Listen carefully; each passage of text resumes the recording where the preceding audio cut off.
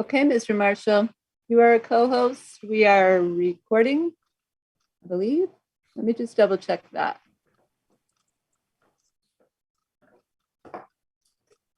Yes, I see the little light. I could see it with my screen shared, so we are good to go. Okay. All right. Welcome to the Amherst Planning Board meeting of February 16th, 2022. My name is Doug Marshall, and as the chair of the Amherst Planning Board, I am calling this meeting to order at 6:31 p.m. This meeting is being recorded and is available live streamed via Amherst Media. Minutes are being taken. Pursuant to Chapter 20 of the Acts of 2021, this planning board meeting, including public hearings, will be conducted via remote means using the Zoom platform. The Zoom meeting link is available on the meeting agenda posted on the town website's calendar listing for this meeting, or go to the planning board webpage and click on the most recent agenda, which lists the Zoom link at the top of the page. No in-person attendance of the public is permitted. However, every effort will be made to ensure the public can adequately access the meeting in real time via technological means. In the event we are unable to do so for reasons of economic hardship or despite best efforts, we will post an audio or video recording, transcript, or other comprehensive record of proceedings as soon as possible after the meeting on the Town of Amherst website. Board members, I will take a roll call. When I call your name, unmute yourself, answer affirmatively, and then place yourselves back on mute. Maria Chow. Present. We know that Jack Jemsek will be absent tonight. Tom Long. Present. Andrew McDougall. Present. I, Doug Marshall, am present. Janet McGowan. Present. And Johanna Newman. Present. Board members, if technical issues arise, we may need to pause temporarily to fix the problem and then continue the meeting. If the discussion needs to pause, it will be noted in the minutes. Please use the raise hand function to ask a question or make a comment. I will see your raised hand and call on you to speak. After speaking, remember to remute yourself. The general public comment item is reserved for public comment regarding items that are not on tonight's agenda. Please be aware the board will not respond to comments during general public comment period. Public comment can also be heard and given at other times during the meeting when deemed appropriate. Please indicate you wish to make a comment by clicking the raise hand button when public comment is solicited. If you have joined the Zoom meeting using a telephone, please indicate you wish to make a comment by pressing *9 on your telephone. When called on, please identify yourself by stating your full name and address and put yourself back into mute when finished speaking. Residents can express their views for up to 3 minutes or at the discretion of the planning board chair. If a speaker does not comply with these guidelines or exceeds their allotted time, their participation will be disconnected from the meeting. All right, so the time is 6:34 and we can start with item 1 on the agenda. The first item is minutes for approval. Chris or Pam, as far as I know, there's only one set of minutes, which is from February 2nd, our last meeting of this year, 2022. So why don't we go right into discussion? Are there any comments on the minutes for our last meeting from the board? Johanna, you're raising your hand. I thought they looked really great. And they were done right after the the meeting, when I can still remember it. So I don't know, there's more discussion, but I would move to approve these minutes. All right. We can do that now. All right. Does anybody want to second that? We can't have more conversation after the second. I'm seeing Janet McGowan's hand raised, so why don't we recognize her as seconding? And anybody want to have any further discussion of these minutes from February 2nd? I do not see any hands raised. I guess we can go right into a vote. So we have a motion to approve the February 2nd minutes. We'll go through the roll. Maria? Approve. All right, we know Jack is absent. Tom? Approve. Andrew? Aye. I'm an aye. Janet? Aye. And Johanna? Aye. All right. I have one question. This will go Sure, to sure, Chris. Pam. So Chris, Andrew McDougall, you were not here at the last meeting, is that correct? So does Andrew need to abstain versus vote in the affirmative? Chris is muted, so why don't we let Chris unmute herself and answer? Normally, people who are not there or were not there would abstain. I don't know if there's an absolute rule on that, but I don't know All right. either. I've heard it multiple ways. Okay, Sorry, Doug, if I spoke out of turn, but That's not a problem. yeah, no, I've heard that it's perfectly acceptable to abstain or to vote in whichever way you choose. okay. All right, Thank you. Sorry to interrupt. no problem. And Chris, do we have any other outstanding minutes at all? As far as I know, we're caught up. I believe we're caught up. Yep. All right. Well, there were, It was- yeah. So there's minutes from November 3rd that were reviewed by the planning board, and I believe there's a draft on the website. And we need to go back in and reconstruct what Maureen Pollock said. In order that Janet had some questions about that. She said what Maureen said wasn't fully represented, although other discussions and other comments were. So I have not had a chance to go back in and reconstruct that. So the 11/3/21 minutes have not yet been approved, All but right, they're posted as drafts. as draft. That's draft. Mhm. All right. Do you have a sense of when you might get to that? Or will Well- it take, I hope it doesn't take an open meeting, complaint to do that. If you I don't want to go there. request that I do it by the next meeting, which is when? March 2nd. March So, 2nd. March I 2nd. will promise to do it by March 2nd. All right. Well, thank you. All right, so moving on to the second item on the agenda. The time is 6:39, and we will now take public comment. And as a reminder, this is public comment on items that are not on our agenda. So that would mean the solar bylaw is conversation is not allowed for this public comment period. Let's see.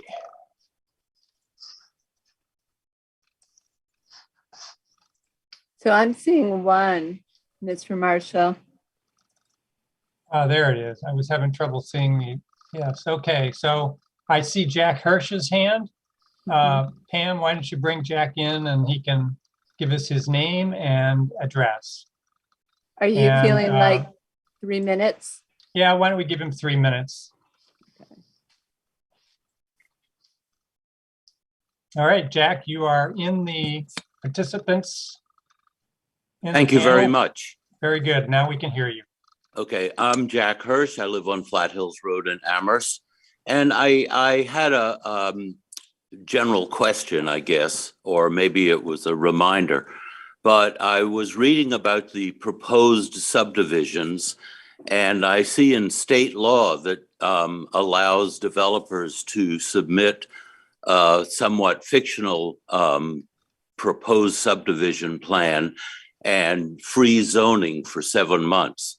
And I'm just wondering, what protections do individual residents have when the land is around them and the home that they bought is in a residential zone, and then the pressure is to change it to a very different type of land use that the homeowner had no idea was possible. In fact, was relying on the zoning laws to prevent. So I'm assuming, is that sort of the planning board's responsibility? Who protects the homeowners? Chris, I see your hand. Do you want to respond to that? I'm not, Yeah, the I board do. typically doesn't respond to public comment, so. Well, he couched it in the form of a question, so I can try to Okay. answer the question if you would let me do that. Sure. So state law tries to protect the rights of landowners to develop their property. And when a zoning change is proposed, the landowner may fear that he will not be able to develop his property in the way that he originally thought. And so state law allows the landowner to file a subdivision plan, a preliminary subdivision plan, followed within 7 months by a definitive subdivision plan. And if that definitive subdivision plan is approved by the planning board, then the zoning can be frozen for a period of 8 years. And that's state law. And we've gone over that with our attorney. And, that's just the fact. So that's all I have to say. Thank you. All right. Let's see, Jack, do you have any other public comment you want to continue with or not? Well, I would just mention that residents deserve some sort of I understand that that's state law, but residents should deserve some sort of reliance on zoning to protect their interests also. And if zoning change is made, isn't the theory that that's there for the public good, that that's what zoning is for? And it's designed to protect everyone? I believe that is just one of the sort of arguments for zoning, yes. All right, so I don't see any other hands. Pam, I guess we can move Jack back to the attendees and I guess move on to the third item on the agenda. Mhm. All right, so the time now is 6:44. We have as a general topic for the item 3 on the agenda, the solar bylaw zoning proposal.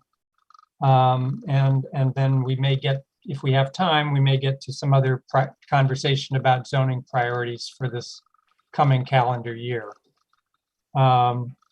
So I thought it would make sense for Chris to start the conversation. You sent around some thoughts this morning or this afternoon, and maybe we can use that to frame the conversation. Pam, I think you have those comments that Chris sent. So whenever Chris is ready, you can put them on the screen so that our listeners and viewers can see it. Yes. So Chris, So- go ahead. Before we talk about those comments that I sent around, I wondered if I could just give a brief introduction to the process that we're entering into. And item A says drafting a zoning amendment on large-scale solar amendments. So Stephanie Ciccarello and I have been working with Dave Zomek, the assistant town manager, and Paul Bockelman, the town manager, to set up a process for creating a solar bylaw, as well as for doing a solar resource study. And the solar resource study is an effort to look at land in Amherst to determine where it might be appropriate to site large-scale solar installations. So first, I wanted to say that we're all learning about zoning or solar and solar installations and the need for solar, but we're also learning about the impacts that solar has on the landscape and the environment. So I wanted to put that out there because we don't have all the answers. We're searching for the answers, and we're hoping to get a lot of the answers by listening to the public and by having a group that can kind of be the focal point for this work, the work of creating the solar bylaw and creating and working on the solar resource assessment. So the town manager is in the process of creating a committee. And right now it's called the Solar Assessment and Bylaw Committee. And it is, it's sort of, well, the committee membership will be, it'll be a temporary committee that'll be in place until we have the solar bylaw and the solar assessment done. The idea is that it would be a public, you know, it would have all its meetings in public and they'd all be posted. And the representatives or the membership would be representatives of the Energy and Climate Action Committee, the Planning Board, the Conservation Commission, the Water Resources Protection Committee. We're hoping to get a forest ecologist on board. We also know that we need a representative of the legal profession to advise us on legalities. It's been suggested that we include a member of the Board of Health. And we'd also like to include someone who knows a lot about solar installations, but is not a representative of a solar developer. So this committee will have two subcommittees. This is the way it's being proposed. Two subcommittees, one of which will work with a consultant on the solar resource assessment, and one will work on the solar bylaw. The Energy and Climate Action Committee will be working with Stephanie Ciccarello on the solar resource assessment. And I will be working with the Planning Board and the Planning Department staff on the solar bylaw. And as I said, we're all learning as we go along.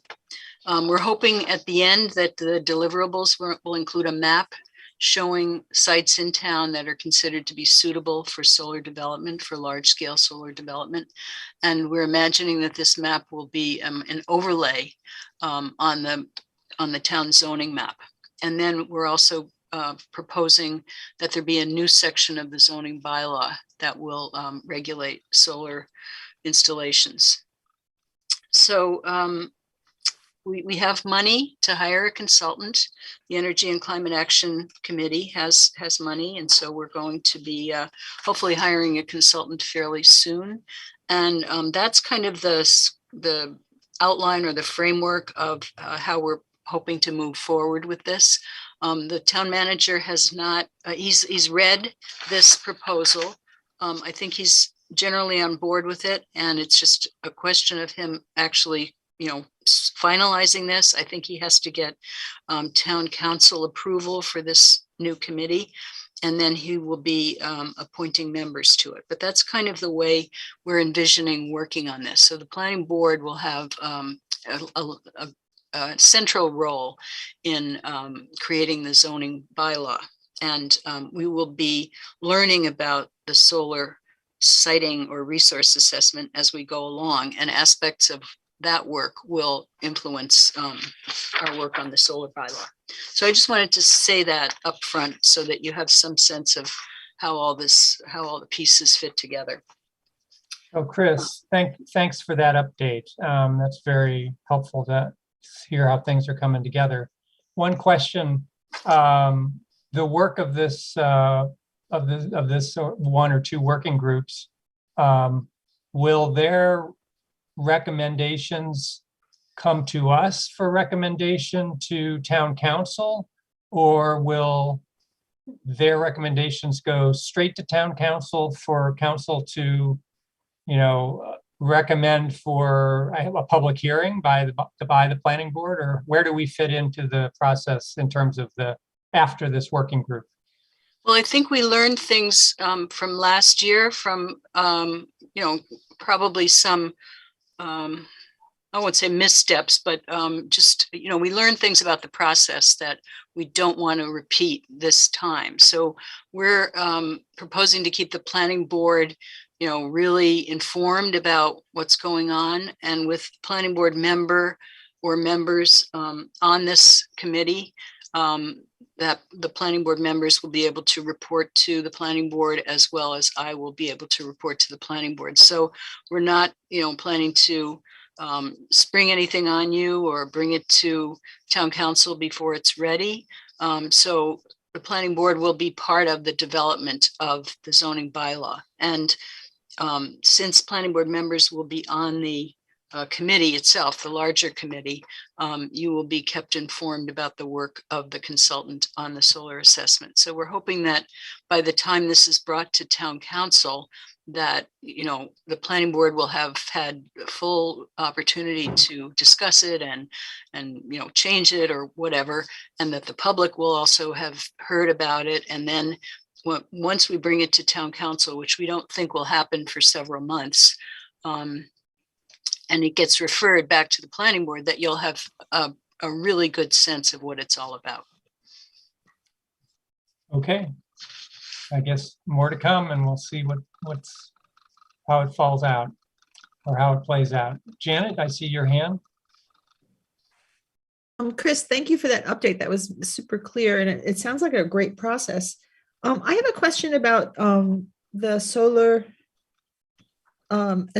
resources assessment committee. It seems, I wonder if we could put somebody with farming, or a suggestion to add a farmer to that, since most of the large scale solar facilities have gone on to farmland. And I don't think it's like I think dual use sounds fantastic. I'm not sure how it's been working out. It'd be good to have somebody who really understands fields and soils and, things like that on that committee. And I know that our farm committee is kind of in hiatus, but I wonder if we can get a farmer involved in that. I'll make that suggestion. Obviously busy people to begin with, but. Mhm.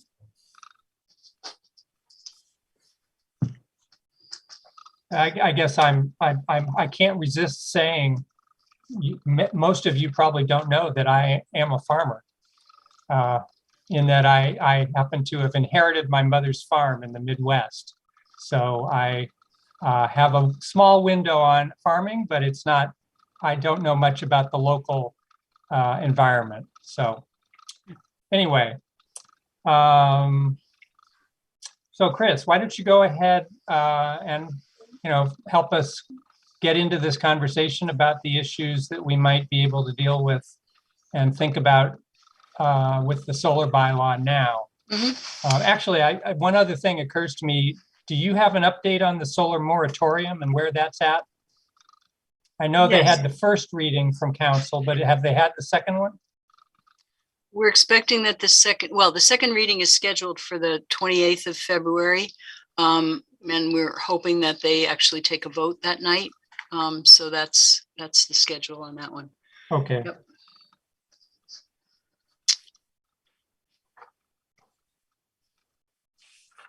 All right. Well, So in your packet, you had two examples of solar bylaws. One was from the town of Palmer, and the other one was from Hadley. And we just sort of chose these because we've got, we have lots of solar bylaws, and you've seen some of them. We've sent some of them to you already. These seemed like reasonably good examples. Palmer's is relatively strict and provides a lot of limitations. Hadley's is a little bit looser. And we know that Hadley has several solar installations in place. So we thought those were, good examples to start out with. But I wanted to talk about Palmer's example. And this one was sent to me by a member of the public. I can't remember who it was. And the person who sent it to me thought it was a good example. So, I think it's well written, it's well organized, it's got a lot of good information in it. It's also, as I said, fairly strict. So I put together some thoughts about the bylaw, and maybe Pam can bring it up on the screen, and we'll post it Yes. on the planning board, packet probably tomorrow. But some of the things that I noticed about the Palmer's bylaw were, we'll go through them one by one. So one of them is the extent of solar array. And the question in my mind is, should Amherst impose a limit on the extent or size of a solar array? So just to let you know, the array that Amherst has proposed, or that a solar developer has proposed for the Hickory Ridge site in South Amherst, is 26.4 acres, and that's part of a 150-acre site. So that's one of the several uses that are going to be proposed for Hickory Ridge. Hey, Chris, So, yeah, can I interrupt just to ask Pam, could you do a one-page view and make it a substantially, a substantial part of the width of the screen? Good. Yeah. Okay. All right, so that All right, way so- everyone can read it. Yeah, so, and this is a question that I don't know the answer to. Should Amherst impose a limit on the extent of a solar array? So Hadley has a limit of 10 acres. We know that Pelham and Shutesbury have limits of 15 acres, and Belchertown has a limit of 20 acres. I think Amherst should be cautious about imposing a limit on the size of a solar array. And I think that it's really related to, the size of the site that's being proposed and how suitable that site is. One thing I know from, just kind of generally talking about this topic is that there probably aren't that many really suitable sites in Amherst. And if we find a suitable site, it may not be the best decision to limit the size of a solar array on a site that is particularly appropriate for solar. We may want to limit the amount of clearing of forested areas, and we may want to limit the amount of development of prime agricultural land, but to put a blanket size limit on an array may not be useful, especially since we're trying to reach the town goal of combating climate change and reducing greenhouse gas emissions substantially by 2050. So I don't know if people want to talk about this particular topic. It might be useful to hear what people have to say. And like I said in the beginning of what my presentation is that I'm learning about this now. I'm coming at this with an open mind. I don't have a point of view, but I think, we're all going to learn about it. We're all going to teach each other. And hopefully by the end, we'll have a product that is at least acceptable to most people in town. So. All right, thanks for that introduction on this particular aspect. Andrew, I see your hand.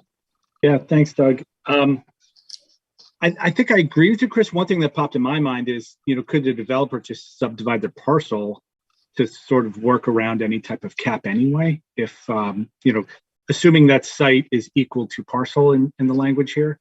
So that was one thing that popped in my mind. And also I think that you mentioned something which I think is of critical importance as we consider this, is that especially in a site that's this large, there's going to be variable suitability across the site as well.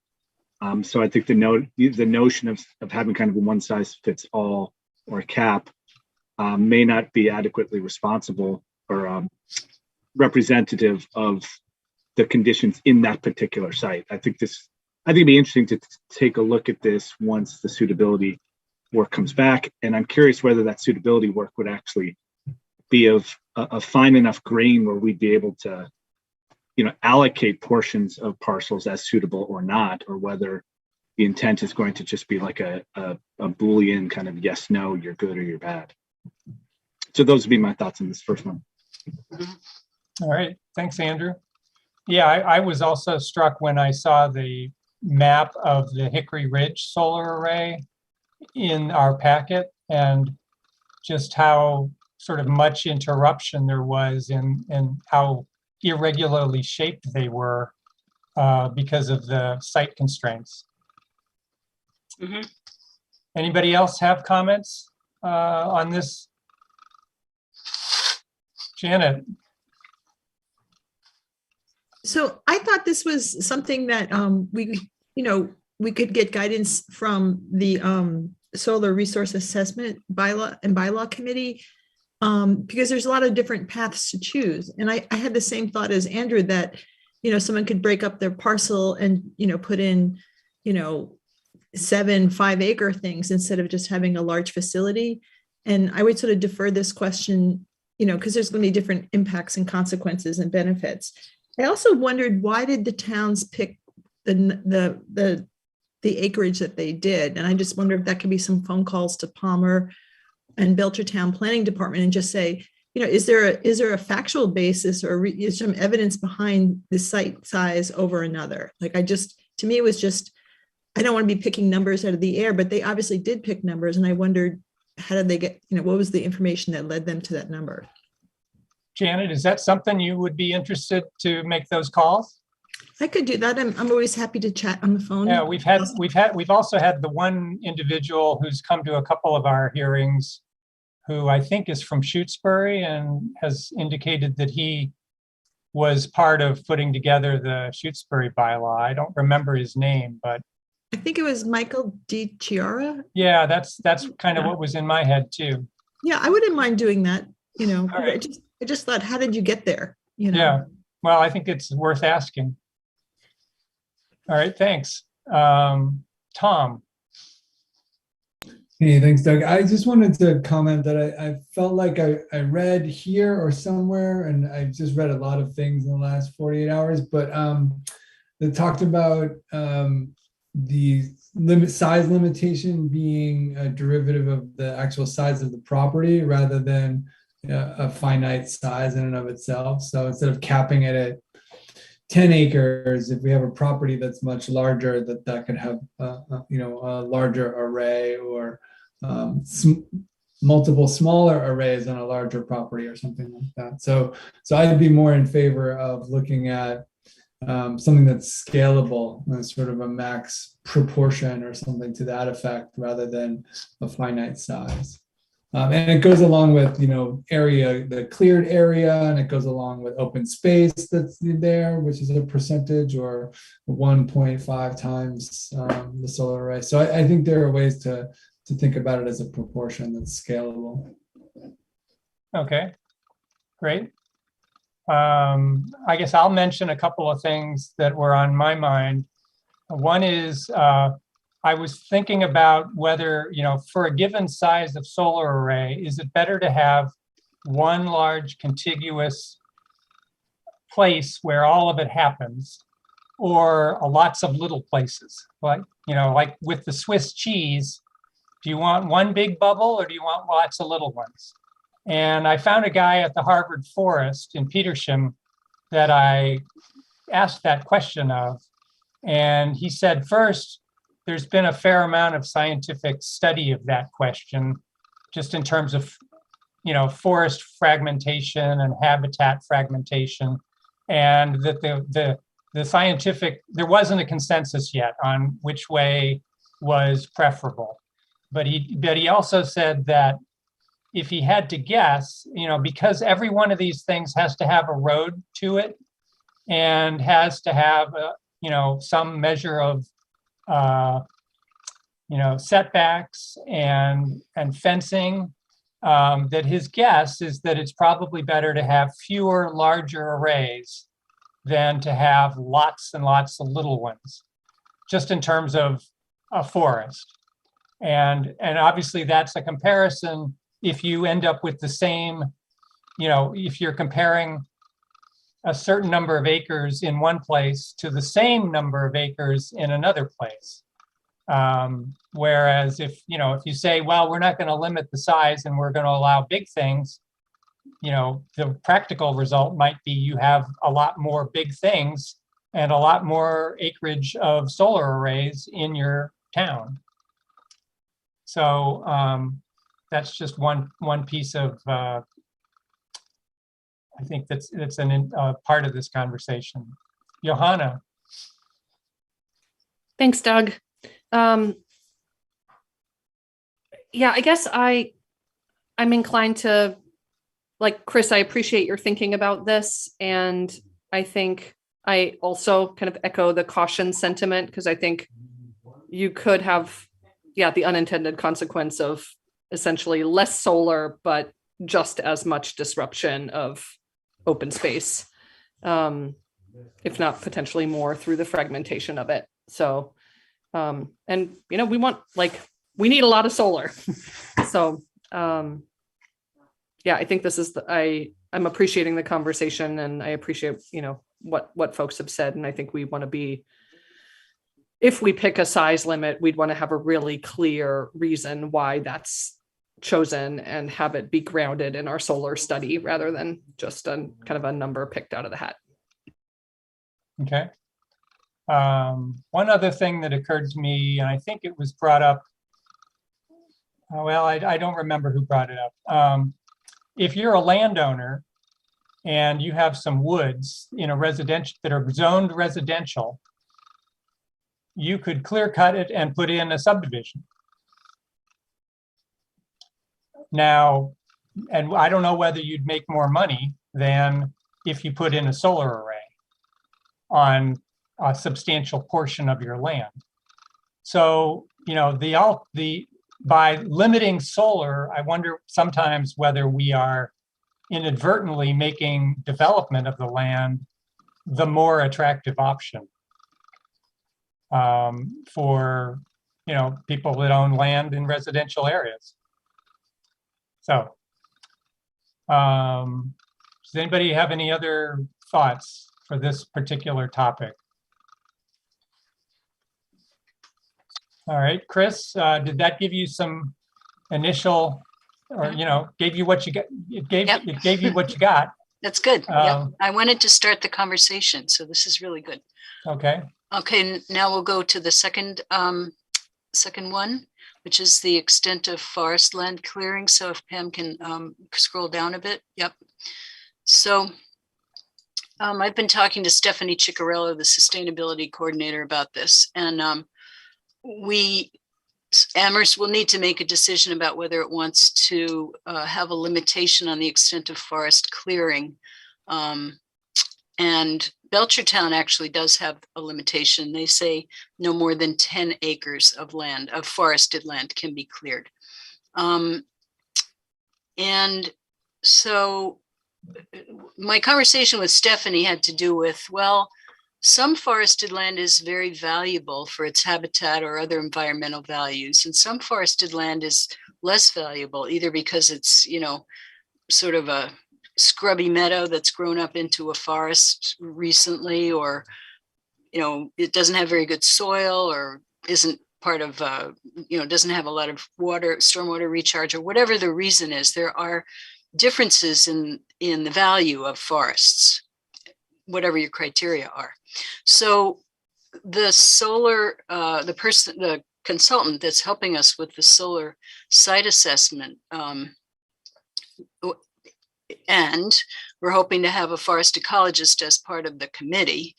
So we're hoping to get a handle on, is there a difference between one type of forest and another, where with the first type of forest, you may not be as concerned about having it be cleared.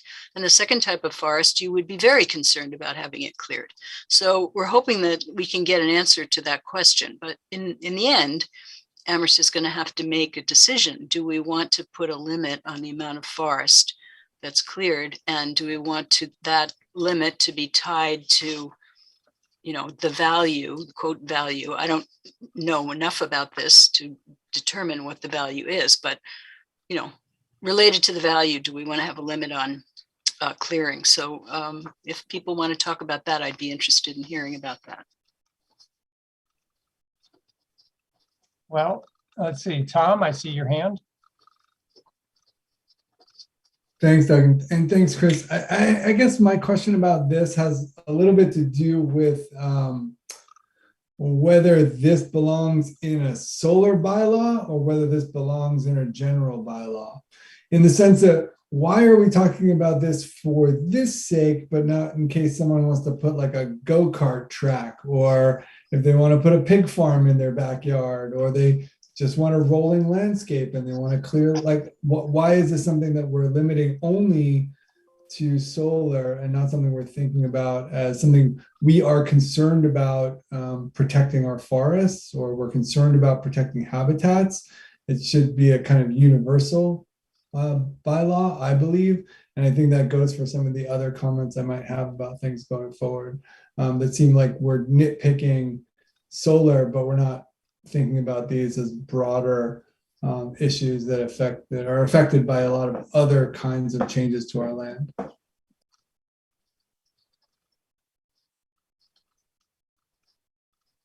All right, thanks, Tom. Andrew, yours was the next hand. Thanks, Doug. I think that's actually a great call out, Tom. I hadn't thought about that. And I would agree. I think it makes sense to think of this in terms of a broader context. Excuse me.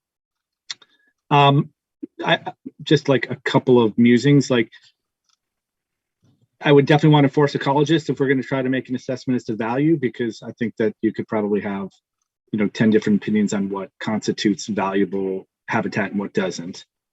So I'd feel uncomfortable at this point making a declaration, certainly one expert opinion on that. And then ultimately, I think I would have a clear picture of this based on the suitability analysis, right? If all of our if every gently sloping southern facing property, and I'm not even sure if that's what you want, but if that's the ideal scenario for solar, I'd want to understand whether those are all forested lands, because it would probably change how I would think about this, in terms of what the potential full build out scenario might look like. So thanks. All right, thanks, Andrew. Janet, you're next. So I think I think at the end of the day, it would be sort of a community value on the land, not just the forester's value, or I guess a forest ecologist is broader. And because I looked at that word value and I thought, what's high value, what's low, in what are the factors? Recreation, oxygen production, carbon uptake and storage, wildlife. Maybe there's a lot of wetlands in there, water supply, hunting. Forests have lots of values to them, and so, and then if you're limiting the size of cuts or how much it does seem like we need to sort of step back and say, okay, this is our forest land. Should it be protected? What should we do with it? I think we should have done this a while ago. And it gets to Tom's point of, if why should this just be about a solar site? It could be a go-kart track, or it could just be the landowner can go in and very heavily cut. And then it becomes a degraded forest, and maybe then it's suitable for solar or other facilities. And so I was kind of concerned about that might be, there'd be an incentive to cut and change habitat, or there's no real controls on how forest land is handled here. So I think that's another great thing to kick to the resource committee, picking sites and why we pick sites. And that I think ultimately is sort of a community decision of what the values are. And then again, you can have the checkerboard effect about habitat. And so, or the Swiss cheese effect. And that if you're cutting different sites or putting in go-karts or solar facilities, you're changing the animals and the plants that will be there and how animals move through that whole environment. And so anyway, that's it. All right, thanks, thanks, Janet. I'm going to just make one comment kind of in response to where you mentioned picking sites. And that seems very prescriptive to me. And so I guess I think there's going to be a sort of fundamental approach conversation, or there should be, about whether we're actually saying where it should be, or are we saying simply it can be anywhere except some particularly critical places. And I think that's a pretty fundamental decision. And it also reminds me of that amicus brief that we received from you, Chris, that I think it was Michael Pill had sent for the Waltham lawsuit. And obviously his argument is, under current law, it can really happen anywhere. And so if we come into this with putting a lot of effort into a bylaw that is very restrictive, and the courts say you really can't do that, we will have sort of wasted some effort, and maybe put ourselves open to a lawsuit if that's the way the judicial decisions are going. All right, Johanna. Thanks. I think back to, I think when we first started talking about the solar moratorium, I asked a bunch of questions like how much forest does Amherst have and how much of it is developable? And for me, those are like questions that we need answers to, because if we have a bunch of protected forest, then I might be totally fine not putting a limitation on private forests that can be cleared for solar. But if most of our forests could be developed, then it might make sense to put a restriction on it. So I just need more information. Yeah, that parallels something I had written down, which had to do with, how much of our forest is in town conservation land already. And then that begs the question of, is the town open to using some of that for solar? Or are we going to limit solar only where there's private land? So good point, Johanna. Andrew. Thanks, Doug. Another question, maybe this had come up in a previous meeting, but well, I know in previous meeting there's some talk about what Amherst's share of the state goal would be, and is it appropriate to think in those units, right? Like maybe we could do it, but maybe you could get much better production, much more suitable lands out of a different area. So I was just wondering whether anyone was aware, Chris, maybe as you looked at these, are other towns trying to solve this sort of on their own for their quote share, or is there possibilities to like partner with other communities to try to share the burden in a more sensible, broader view? It just I get a little nervous that us trying to do our share, which is very noble, might result in kind of substandard or inferior actual installations when it's done. Not knowing a ton about the technology, to be honest, but are other towns approaching it kind of as this is their job to solve entirely? You want me to answer that, Doug? Yeah, sure, Chris. So Cape Cod Commission has put forth a model solar bylaw to help towns on the Cape to, address this issue.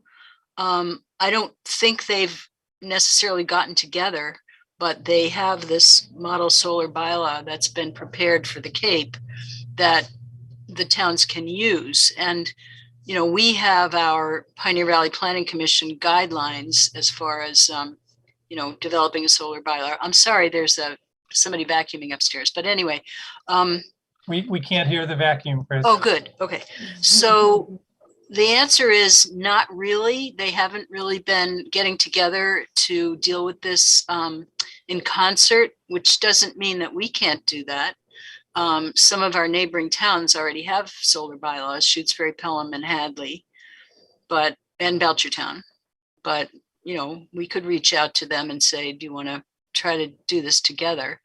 I think that's probably a larger, longer term conversation, and probably we're not going to be able to have that conversation before we feel like we need to put a solar bylaw in place. But in terms of what is our share, I think that's probably a good question to ask and to be solved regionally rather than, town by town. Well, it is true that Amherst has something like 40,000 people, and most of those surrounding towns are much smaller. So if you want to think in that terms regionally, our share may actually be the majority of the power demand for us in the surrounding towns. And I guess I get a little nervous when people talk about our share, because it feels like everybody's trying to do only as much as they have to. Mm-hmm. And, first of all, that feels like, not very welcoming, among other things. But, you know, when you get to the statewide situation, there's a whole lot of people in the eastern part of the state who don't really have available land for solar, and maybe they're all going to get their power from wind. But, you know, I'm not sure whether the legislature would want the towns out in this part of the state saying we're only going to do our share. So, Janet. So on the good news front, which is so rare, the Boston Globe had an article today saying that Massachusetts had hit its 25% reduction goal. And I'm not sure if that's like a firm number. Part of it may have been due to the pandemic, but mostly it's from the conversion to natural gas away from oil. And so there is progress being made. And so I think we should, and you know, it's obviously, you know, it's not every town doing like 25% reductions. And so I do think it is a question about like, how much do we need? How much solar do we need? Where do we get our energy from? I'm not sure it all has to take place in the borders of Amherst. But Chris, I have a question for you because I've been sort of following this. Is Amherst looking at, I remember from Darcy Dumont talking about community choice aggregation, which is a kind of towns banding together to buy energy. And it's not necessarily energy within their borders. It's like energy that's available. And it, you know, they can buy green energy and it turns out to be cheaper than what you're buying. You know, I buy from, you know, I actually am on propane, but, you know, it's cheaper because you're buying in bulk. Is the town moving towards that? I thought they were going to work with Northampton and Hadley. And so does that affect our calculus of what's our share from solar? Doug, may I answer that? Yeah, sure, Chris. Yes, Stephanie Ciccarello is working on that. And she is working very hard with other communities to establish community aggregated energy program. I'm not sure what the timeline on that is, but I could find out from her. But that's certainly something that is being worked on. Okay. Maria, you're next. So I am not a solar expert, so I'm coming at it from like sort of the regulation side, and I'm thinking through like planning board roles and private property owner rights. And so I guess what I'm having a weird time with all of this is, okay, so we're talking about people's private properties that we're putting this new layer of regulation on. And like, for example, site plan reviews and special permits, we look at like whether the proposed projects are a detriment to like the butters, whether they you know, are light or noise pollution. So for this, we're looking at sort of we're putting on this extra layer, you know, of like we're folding in the environment in this. We're like, is this a detriment to the environment? And it's interesting because every site is different, as we know from all these permits we've reviewed, and to put in number limits on all these things seems very strange to me. And then also these values of like, you know, significant or important or critical. It all seems so, I don't know. I feel like it needs to be something similar to how we approach it with like special permits and site plan reviews, where we look at the parcels, we look at the adjacencies, we look at what's the parcel as far as like what's not buildable and how much square footage it is overall, what's it next to, what zone is it in. So I feel like there's not like a blanket answer. It seems like every project, like we know, is going to be different. So I guess what I'm trying to lean toward is we really should have these committees with these various experts and perspectives that have actual facts to get into the things we're talking about. I guess what we should be doing is really just come up with a question, right, to ask, but that we're not really going to come up with sort of direction or answers. But I'm kind of, you know, like the letter from Michael Pill, just sort of the, you know, what is a private property owner's rights? And for us to define them, I guess I'm just what I'm having difficulty with is also that the end result is, you know, solar energy, which is such a necessity in our sort of existence, and we're trying to limit it and control it and say what's not allowed. And so I just feel really torn about like putting all these really restrictive things, but at the same time, yeah, we kind of like site plan reviews and special permits. We need to be careful about, you know, how it impacts its environment and maybe the bigger picture. So, you know, I don't know the answers to any of the things you're asking, Chris, but I certainly appreciate us going through like the questions we should be asking. But my view is that we should be really careful about limitations and saying, you know, this many acres, this many feet. I feel like we really need to realize that the types of projects that do large PV installations are usually huge tracts. And so putting numbers seems very, I think Tom touched on this, you know, it doesn't make sense to say a specific number.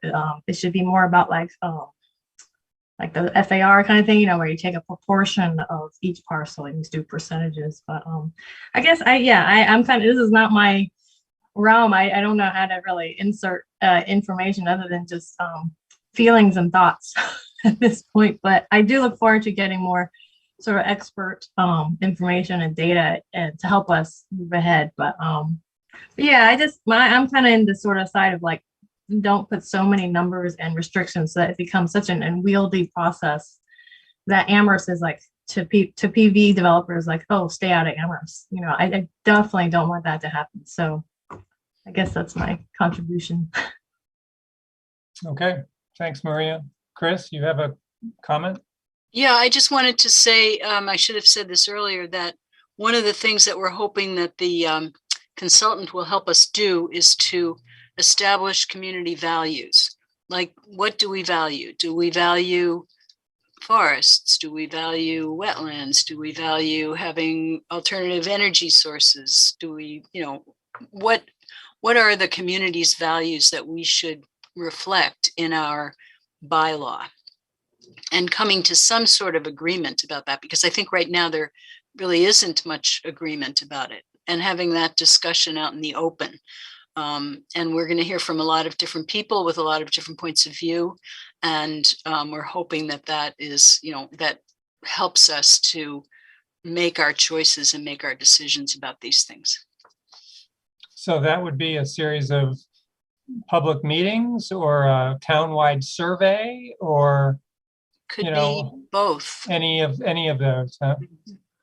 Yep. Okay. Not seeing any more board hands. I'm just going to mention a couple of things that I was thinking about with respect to the extent of forest land clearing. And the first thing I think I've mentioned before in a previous meeting, which is, you know, if you're a landowner, there's nothing prohibiting you right now from cutting down pretty much all of the trees on your land, except where there may be wetlands or water conservation commission jurisdiction. So, you know, if we're going to be, we may, if we put a restriction on this for solar arrays, we may create a sort of undesirable incentive for somebody who's thinking, well, maybe I'll do one in 5 years. I'll put a lot of solar panels there, but I'll cut my trees down now so that you know, I'm not cutting forest when I go and look for my solar permit. And so I think the timeline is something you'd want to think about, and whether we need to say, you know, if you cut all your trees down less than 2 years ago, we're going to count them as though they were there, or something like that. And then the other thing is that, you know, I don't know what the number is, but there are transmission losses in electrical systems from the distance that you have to run the electricity in wires to get to wherever the demand is. And so I think as electricity gets more expensive, because we're going to be doing it sustainably, we may want to really be doing our share and doing our share as close to the demand as we can, which may mean, we don't really want to do it in the outlying forests. We want to do it kind of near to where people are. So I think last time I mentioned, gee, maybe every 25 houses in a subdivision that parcel should be solar. So I hope we're not just going to be thinking about forest land or farmland.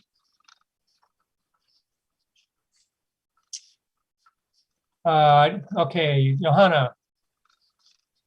It's funny because as we're talking about the solar bylaw, it's so much of it is focused on these utility scale solar projects, and we're not having kind of a comprehensive conversation about how do we maximize rooftop solar and how do we incentivize solar on the built environment, and how do we encourage community solar projects where, essentially rather than developers owning the solar panels, you create financing for neighbors to, community members to actually own the solar and get the benefits of, the lower bills from that. So I don't quite know where that conversation happens, or, whether that's part of the solar bylaw conversation or whether that's a different conversation that town council does. But it strikes me as being important. Okay, thanks, Johanna. Janet? I was just going to say before Johanna was, what about incentives to encourage behavior or actions that we want? And it'd be interesting to me, like what other communities have done to, encourage solar where they want it. And that could be, tax breaks. It could be, I'm sure there's a whole bunch of different things in that. That would be great to know, because it does seem like we're really big, obviously if you're limiting, it'd be nice to like encourage people to do the behavior you want. And what are some things that you could put? It may not belong in a zoning bylaw. It might just belong in the regular bylaw. So I wonder if All right, well, the tools that Amherst has, the first one that comes to mind is the property tax structure. You could get an abatement on some of your property tax if you have some number of megawatts of solar or something. But that implies that those who don't have solar are probably going to see their bill go up a little bit more, just so that the town doesn't lose revenue over in the overall.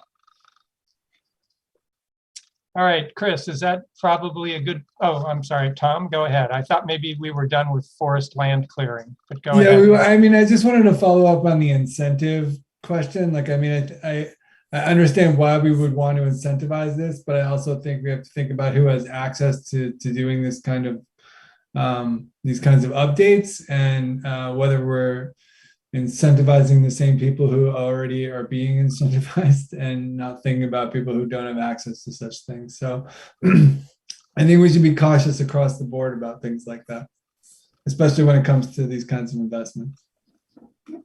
That's all. Tom, you're reminding me, I listened to it was some sort of TED Talk style presentation that was on the UMass Amherst Clean Energy Extension website that Erin Baker, the engineering professor, had done.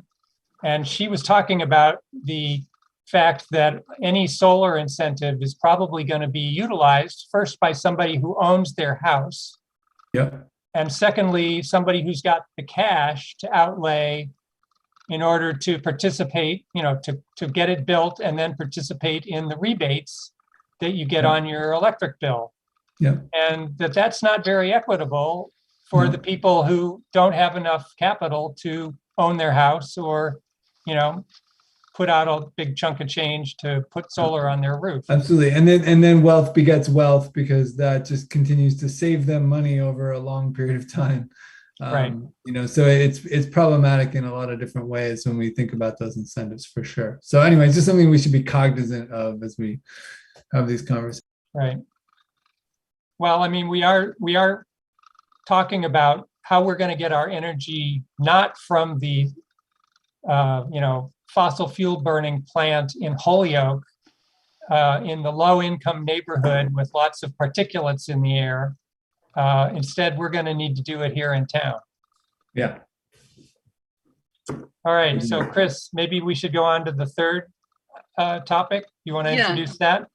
So the third topic is solar on prime agricultural soils. So Palmer has a prohibition on having solar installations on prime agricultural soils unless they are dual use. And in other words, unless they have the solar arrays and also farming, whatever format that takes, animals grazing or raising crops or whatever.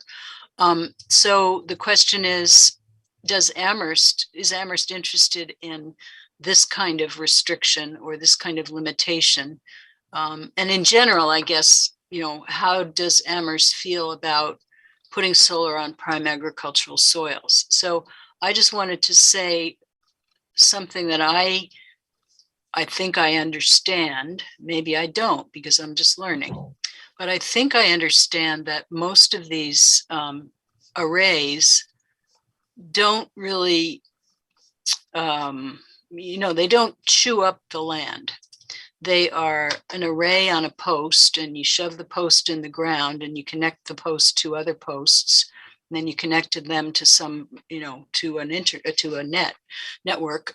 But my point is that they don't have a negative impact on the soil unless the soil gets eroded or removed as part of the project. But it's not necessary in most cases to remove the soil in order to install these solar arrays. So I think that should be part of this conversation about, does Amherst want to prohibit installation of solar arrays on prime agricultural soils?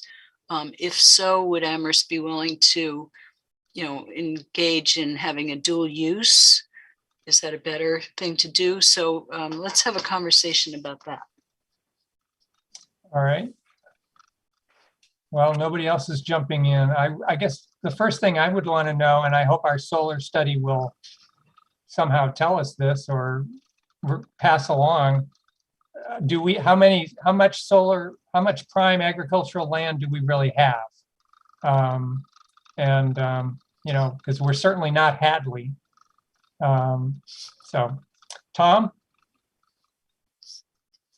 Sorry, I'm just going to chime back in about the bigger picture stuff and whether this belongs in a solar specific set of values we have, or is this a general value we have? Because there's lots of things that we can put on prime agricultural soil, like monocrops that might damage them and create runoff or toxins or destroy habitats or things like that. And we don't, what is our bylaw that protects that land in that case, and not so much just in the solar case? So this is one of those many things I feel like is part of a larger thing we want to talk about. Do we want to protect these lands? If so, this should be something that we don't talk about in relationship to solar. We just talk about it as a principle or a value that we have as a community. Okay, thanks, Tom. Janet. So I think one of the positive things that will come out of the solar assessment is sort of answering that question.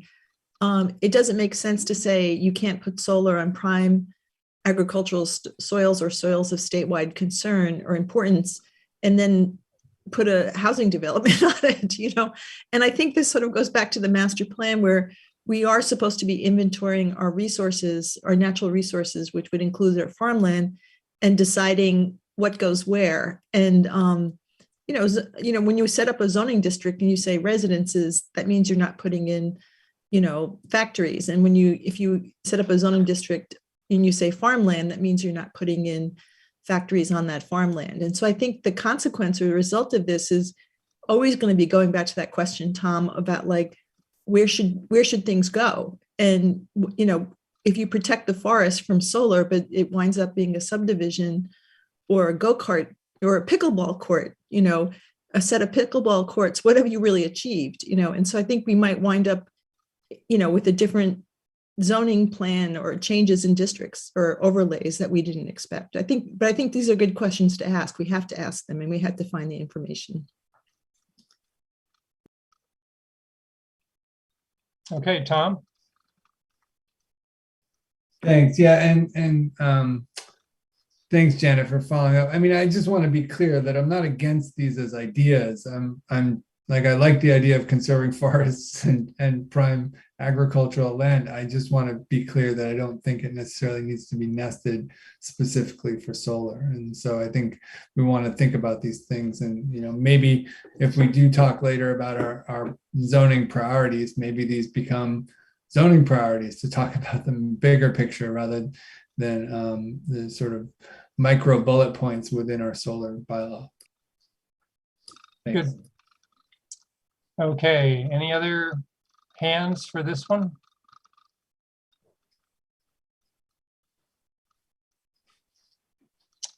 Janet. I do want to make a big pitch for farmland, especially where we live, because we live in an area with really amazing soils, and that I think it's going to be a key sustainability thing to have local food production. Our national agricultural system is based on fossil fuels and long transport and, losing 40% of the food by the time it arrives in your grocery store, where a bunch gets, thrown out then. And so I think these soils are really precious. And I kind of rue not just the solar arrays, but, a lot of the development has taken place already on prime soil. So I think we should conserve those for ourselves. And I think it's going to be a very critical sustainability strategy as the years go by. All right, so maybe Amherst needs to add more farmland to its conservation land and put its money where its mouth might be. All right, Johanna.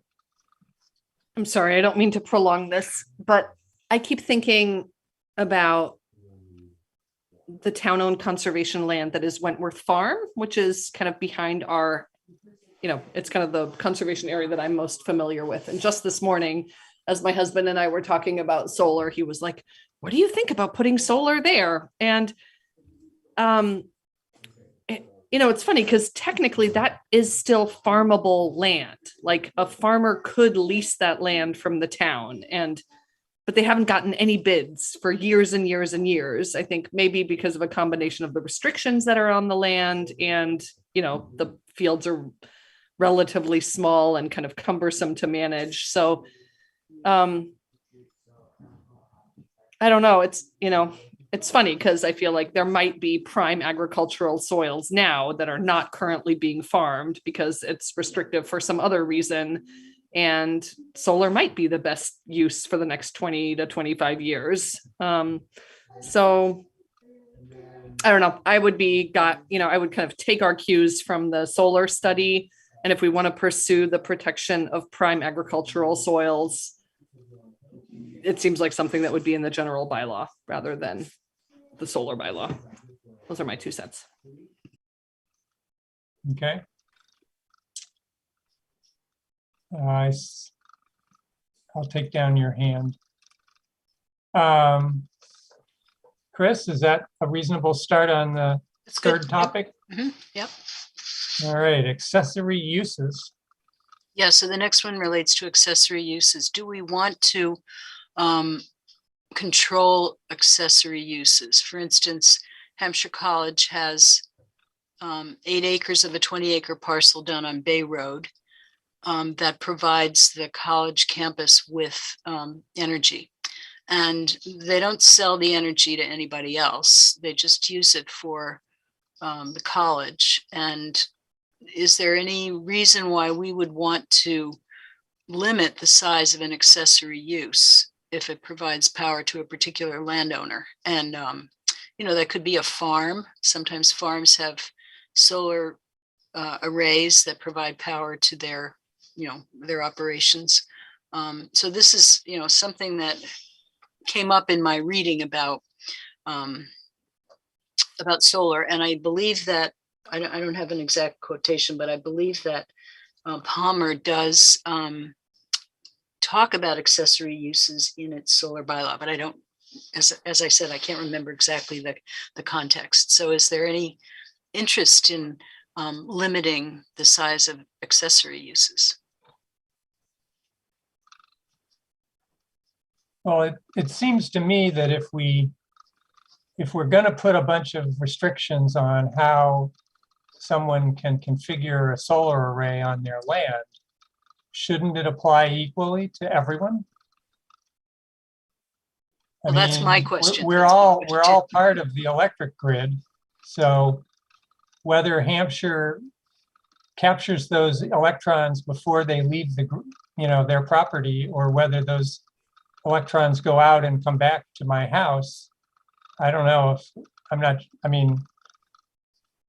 Seems like it kind of begs the question. Andrew. I would second that. And that was my same thought. I mean, if you drive down the street, you don't know where that particular energy is going when you see the array. So I'm in a similar space as you on this one. Well, it could also create an incentive. If you've got 50 acres, you find what it is that you can put on it that would need all the solar that you want to put on it. Sort of work backwards.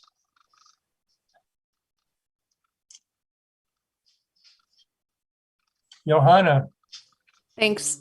I can't tell if I am, it's possible that I'm just not totally understanding the accessory use thing, but I think I know that there are instances where there are, let's say, structures like warehouses that use relatively little energy compared to their solar potential on the warehouse roof.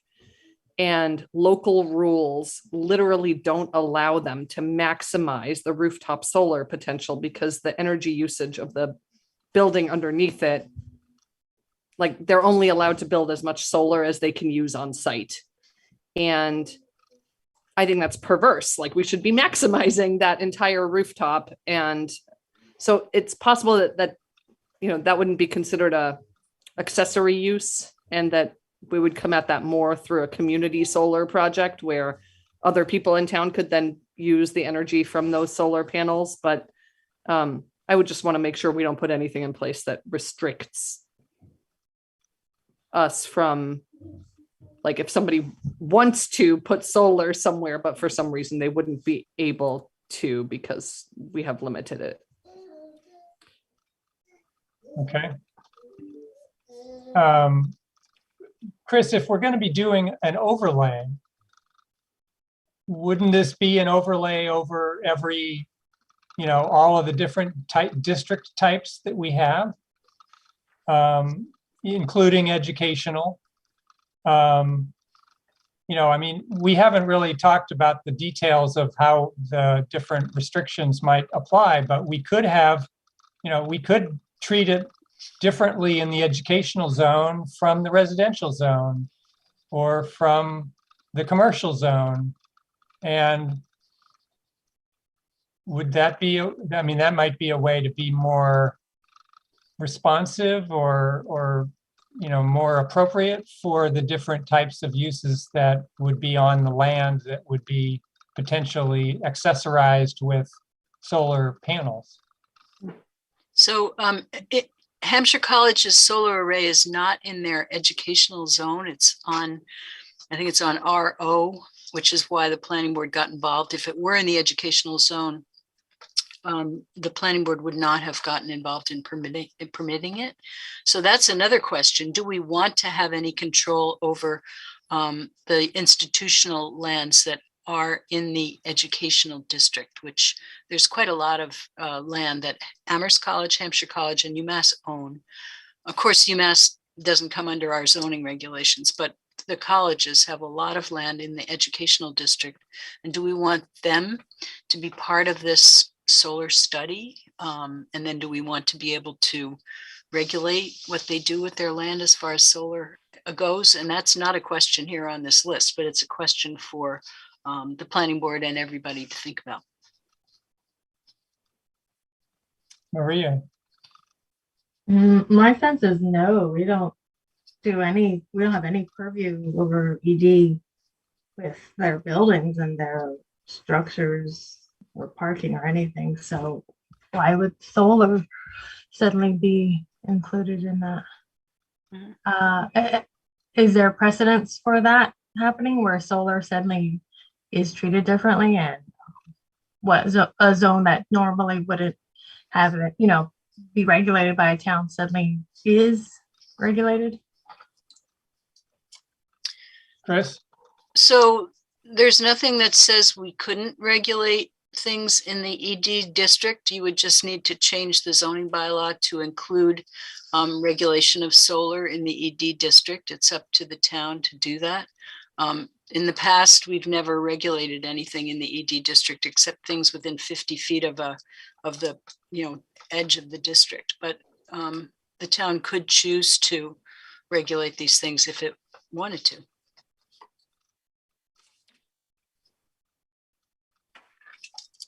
Okay.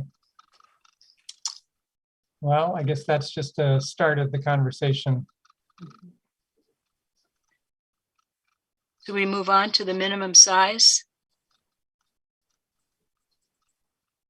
Sure. So Palmer has imposed a minimum of 5 acres for property in rural residential areas that can be developed for solar, and a minimum of 30 acres with a frontage of at least 250 feet in their general business areas. I haven't looked at their zoning map, so I don't know the extent of these two districts, but is there any reason why Amherst would want to impose a minimum acreage on solar arrays? And to me, it seems a little bit, not logical, because large-scale solar arrays start at 1 acre. So wouldn't you want to be able to, if it were possible, to have small 1 acre solar arrays here and there around town if there were appropriate land available? So the question is there any reason that you all can think of as to why Amherst might want to impose a minimum size of a property for installing solar arrays? Andrew? Thanks, Doug. I may have misread this. I thought this was saying that they're like capping how big it could be. No. When they say limit to 5, so it's a minimum of 5, not a maximum. Minimum of 5 acres in the rural residential area. Yeah. Okay. No, I would agree with you. Well, I'll say this, not an expert.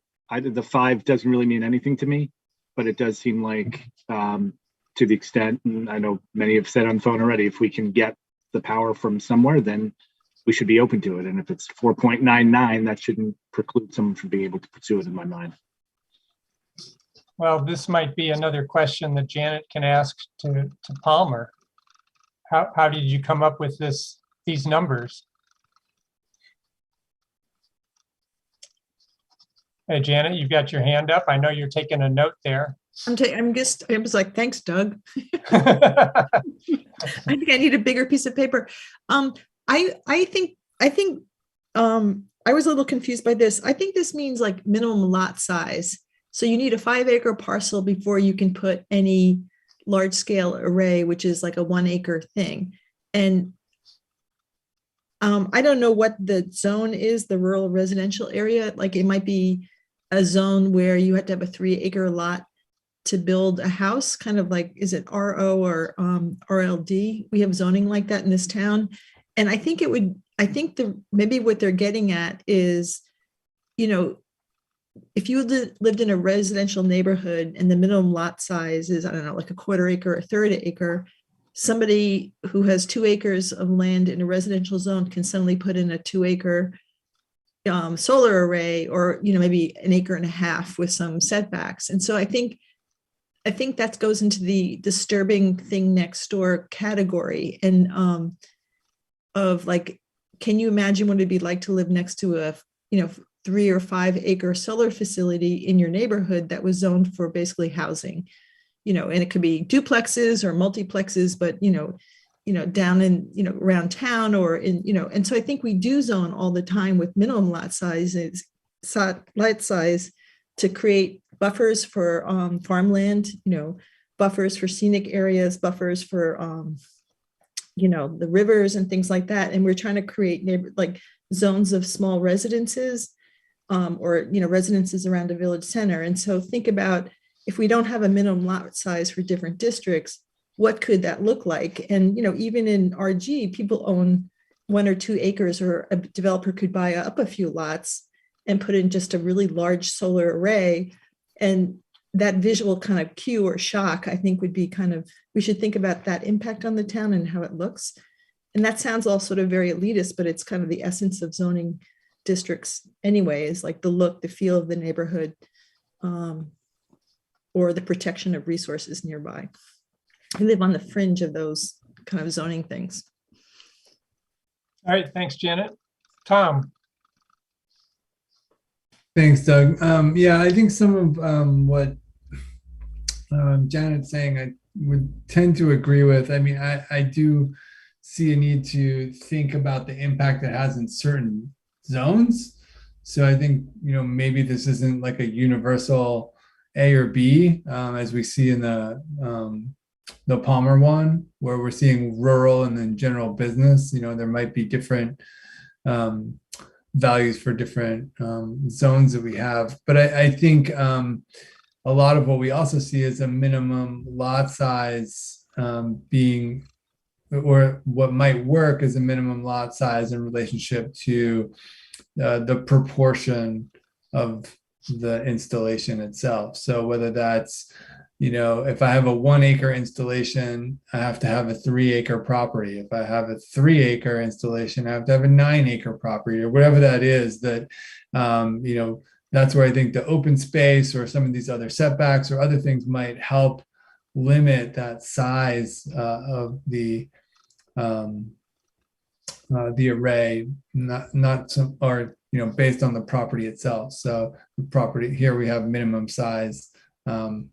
Minimum size to determine how big a piece of solar array you could put there. So that would just be a thought about proportion. Yeah, this reminds me of a couple of the bylaws that said if you clear, or if your solar array is 1 acre, you need to put in reserve 4 times that much land in sort of permanent reserve as woodland during the life of the project. So that would turn into a 5 acre, parcel if you do 1 acre. So, it seems like it's related to the sort of set aside requirements that we've seen in some of these bylaws. Yeah, totally. And some of the open space ones as well. Yeah. I guess my sort of, at least at the moment, I don't see why we would want to have a minimum size, but I may learn why I would think that would be a good idea. Tom, is your hand still up? Okay, I'll drop you. Any other hands for this topic? Okay, Chris, why don't we go to the next one? Okay, the next one is a size of a solar array. So Palmer limits the size of an array to, this is the power that can be produced by an array. They limit the size to 5 megawatts. And I wanted to point out that the array proposed for Shutesbury Road was more than twice as much as that. It was 11 megawatts. At the same time, the array proposed for Hickory Ridge that the town is developing would be more than 5 megawatts. It's 5.24 megawatts. So would Amherst want to limit the amount of power that can be generated by an array in Amherst? And I had trouble with this one. I just didn't understand why the town would want to limit the amount of power that could be generated. In other words, I can understand why you would want to limit the size of the array itself. But, as Andrew has brought up in the past, the technology here is always changing. So, it could be that in a short amount of time, a smaller array could produce more energy. So what would be the point of limiting the amount of energy that could be produced by an array? So that is the topic here. Okay, thank you. Andrew. I just want to say my last comment, I thought we were talking about 6. So when I said that we're talking about capping, this is the question I was looking at. So if anyone noticed that, that's why I said, I agree with Chris. I mean, this seems antithetical to what we're trying to do, right? It's like to maximize efficiency. And if the technology can do that, then fantastic. We should keep pushing it as far as we can. Okay. Tom changes his mind. Johanna. Yeah, I agree that we want to get as much energy from clean energy as we can. And then my one thought is the only rationale that I can think of is if there's some kind of grid interconnection reasons why you can only put a certain amount of load onto the grid at a particular geographic location, but it seems like that would happen elsewhere. So I would recommend we don't pursue this. So we could leave that up to the electric, utility to decide whether they can accept however much power is being generated.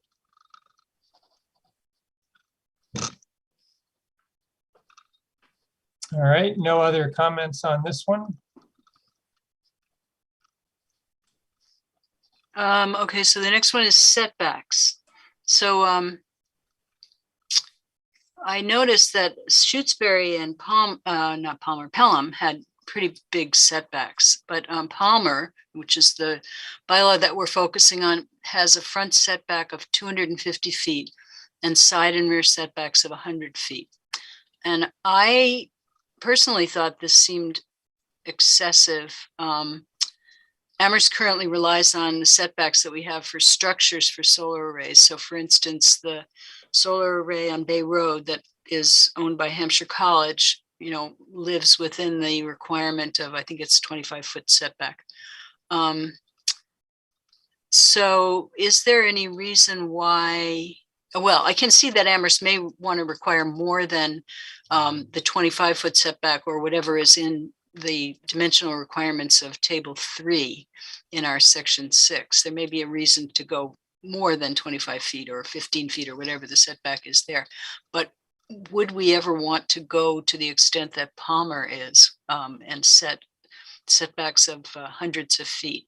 Does that appeal to people? Is that something that people think would be a good idea in Amherst? Anybody want to give their 2 cents on that? Janet. So this is, when we got to these kind of things, including just the size of the array, is I felt like we needed some site visits, like to go look, at some, like just to see different arrays that have different limits. And, a fair amount are probably within a short drive of here, but I just thought, the Hampshire College one, it's right there, and even if they're trying to put a vegetative buffer, it's not buffering. And it's also, like it's part of a scenic view shed from, a state park. And so I'm not anti Hampshire College solar, but that is a different look and feel than 100 feet or 50 feet or 250 feet. And so I would assume the parcel has to be pretty big to have a 250 foot setback. But I wonder again, like, are they trying to preserve their views, to make their town look more attractive? That kind of thing. I just thought it'd be good to have some site visits to look at stuff. I know Athol was very concerned about scenic views, and that was part of them trying to attract tourism and, keep their New England look and, that kind of thing. And so I just thought it was like, let's go look at that. Or some of us can maybe, as we drive around, look at that and try to figure out the distances. I mean, 250 sounds really big, but, the difference between 100 or 50, or 25 or 150. And it might be just very site specific too. Like, we have scenic roads in Amherst, and if they're all filled with solar arrays, whatever that benefit is in terms of the beauty of Amherst could be lost, or it might be harder to screen if it's too close to the road. All right, thanks, Janet. You're reminding me that I remember the Hadley bylaw had a fairly small typical setback, but they made an exception for that on Route 47, which was their their scenic roadway through town and increased it there. So maybe we want to think about that kind of approach where, we are pretty liberal in allowing a pretty small setback, except where we have particularly scenic, roadway. Johanna. I like that idea of exploring that. And then I also feel like scale matters here. So if you have a 1 acre array, a smaller setback feels potentially prudent. Whereas if you have, I don't know, a 20 acre array or a 40 acre array, I could imagine wanting to recess that more from adjacent properties. So I'd be curious whether other towns or whether there are models for like a scaled approach to the setback, depending on the size of the solar development. It's interesting. Okay. Tom. I guess one of the questions I have, and this might relate to the vegetated buffer also, is that we're making a value judgment that most people believe solar arrays are ugly, and that we want to hide them. And I don't necessarily know if that's the case for everybody. And it doesn't apply to ugly buildings. So I could put a giant, ugly metal warehouse building on my farmland 25 feet from the road, and people in that scenic view shed will have to look at that ugly thing. And we're not saying that that's wrong. So I guess this is an aesthetic value judgment, and some people think it's beautiful that we're harnessing the sun to create energy. I'm not playing one side or the other, but we don't hide a lot of other things that we deem ugly, or some of us might deem ugly, just because other people think it's ugly. So I think we want to be cautious with this. And I do agree with Johanna that different scales might require different setbacks. So I think that seems like an appropriate thing to pursue, seeing if anyone else had done that. Yeah, I think at the last meeting, Chris, you had mentioned that Hampshire College was really proud of its solar array and wanted it to be visible and part of their image as a progressive institution that's using a lot of sustainable energy. So maybe that's part of Amherst's self-image, or could be. Johanna, your hand's still up. I'm going to take it down.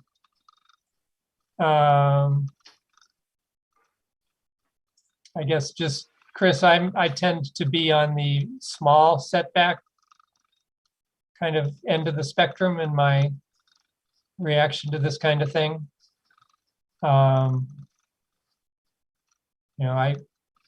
I think even though Western Massachusetts land is not as expensive as in Eastern Massachusetts, we are defining the economic parameters for the generation of electricity.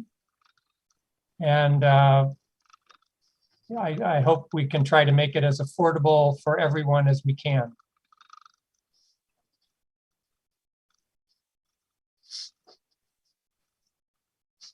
I guess that reminds me of one other thing, is that I'm not an expert on utility law, but my impression is that utilities have fairly wide latitude to do what they need to do to provide the utility service to the Commonwealth.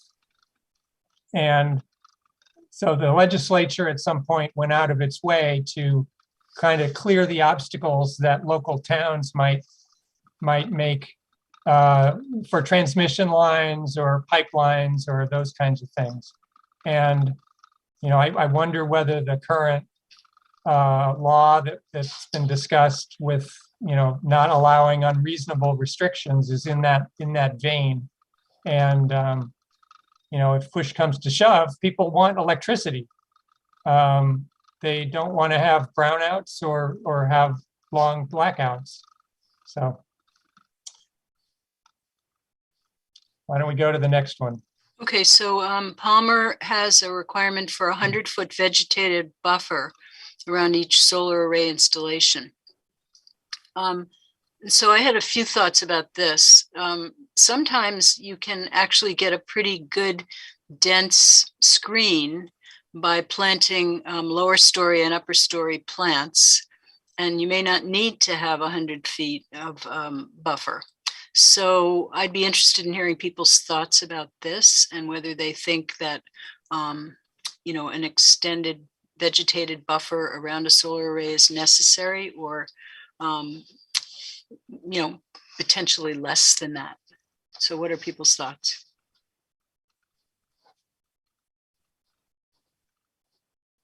Andrew. Thanks, Doug. I think it depends on the purpose, what it's for. If the idea is that it's there for a visual boundary, then I think you make a good point. If it's there for like wildlife benefit, then it may need to be larger. So that was, as I looked at these two, I was thinking, you know, fencing is it's privacy and it's security. Vegetated buffer could be, you know, privacy, but it also could be for wildlife benefit. So I don't know how to answer this at this point, or what kind of guidance to share, but leave it at that. All right, thanks, Andrew. Tom. I'll just chime in and say I'd love to put a vegetated buffer around some of my neighbors' houses too, because I don't like them, but I don't know if we need to hide all of these. So I like, as Andrew said, that I think it's okay to start thinking about how it affects our landscape and our ecologies and wildlife. I don't necessarily think we need to hide these things with a 100-foot road buffer. So smaller is better for me if we require it at all. Planting might be enough as opposed to hiding. But anyway, my thoughts. Thanks, Tom. Janet. I think that most people find solar arrays unattractive, and if you knew it was coming into your neighborhood but you would never see it, you'd feel so much better about it. And so I would think a good thick vegetative buffer, oak trees, you know, evergreens, plants, you know, it will sequester carbon. It will be habitat for squirrels and birds. And, you know, I think it'd be great to have a thick screen. I don't think you need 100 feet, but if you really couldn't even see them in your neighborhood, or they don't, you know, you're driving down the street looking at the Pelham Hills and you don't see it, that's fantastic. So I do think, you know, in Hadley, I know they have those sad plantings around the solar arrays, and half of them have died. And I thought, you know, what if that was thicker and better, and it would be more useful for animals, it'd be more cleaner air and things like that, and everybody would feel better about it. So I don't know as a negative. I also know that if you just let everything go in Amherst with these great soils, things go wild. So I don't think it has to be a super formal planting, but I think it'd be great to screen that, and people knew that it would be screened, they'd probably be more supportive of having it closer to their houses or whatever. So. Okay, thanks, Janet. Maria.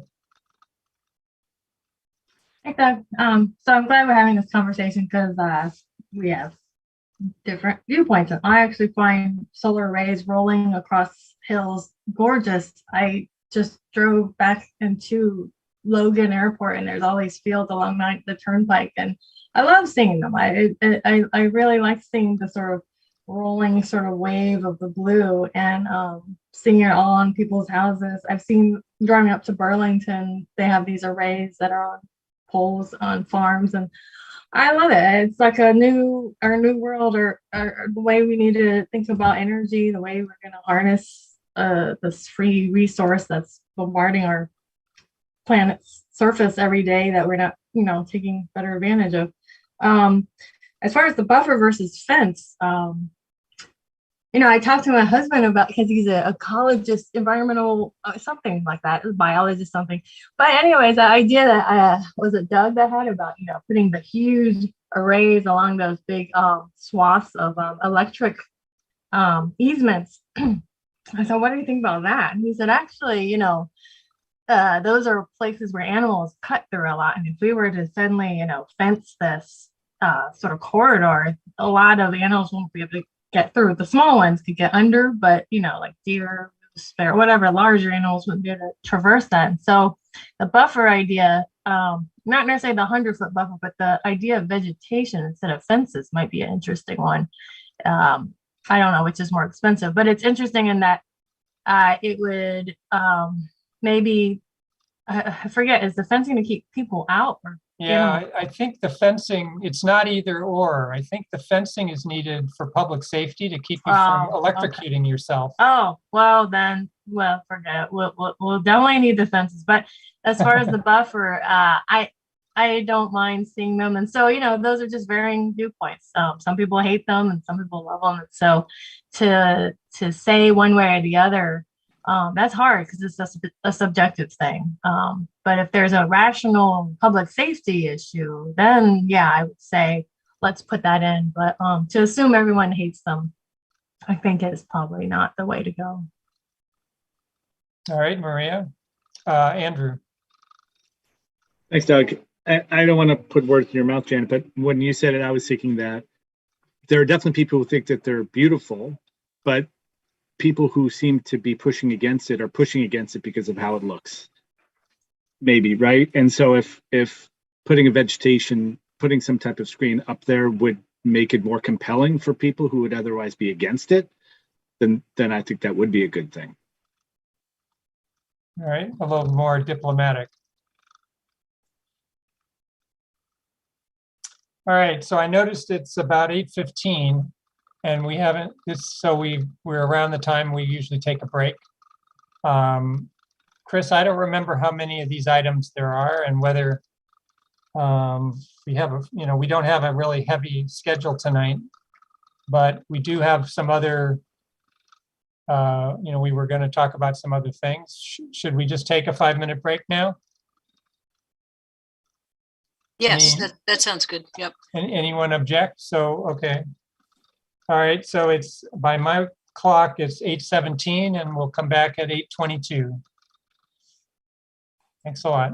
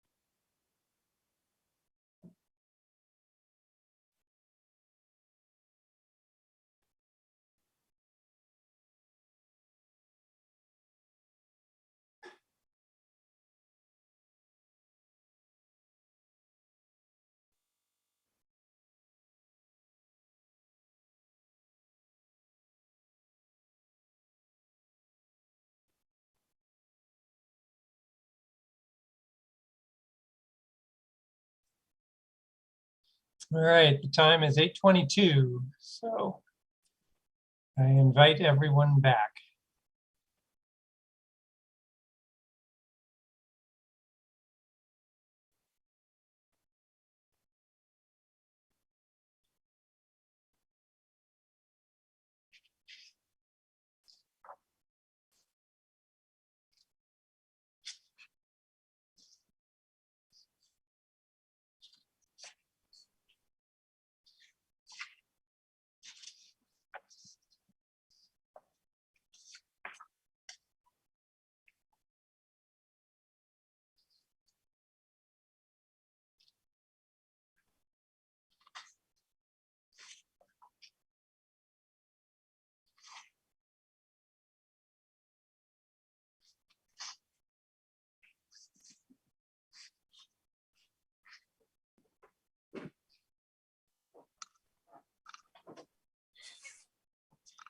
Okay, I see Maria, I see Tom, I see Chris.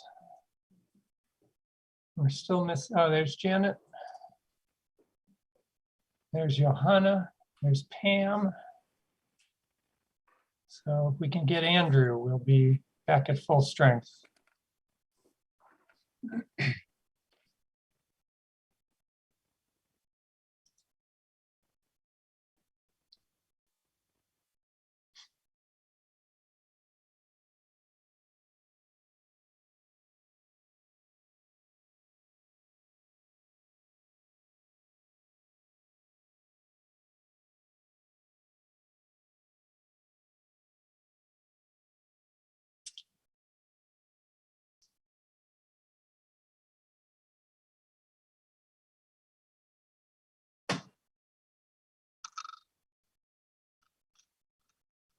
I suspect Andrew is warming up inside his heated part of the house.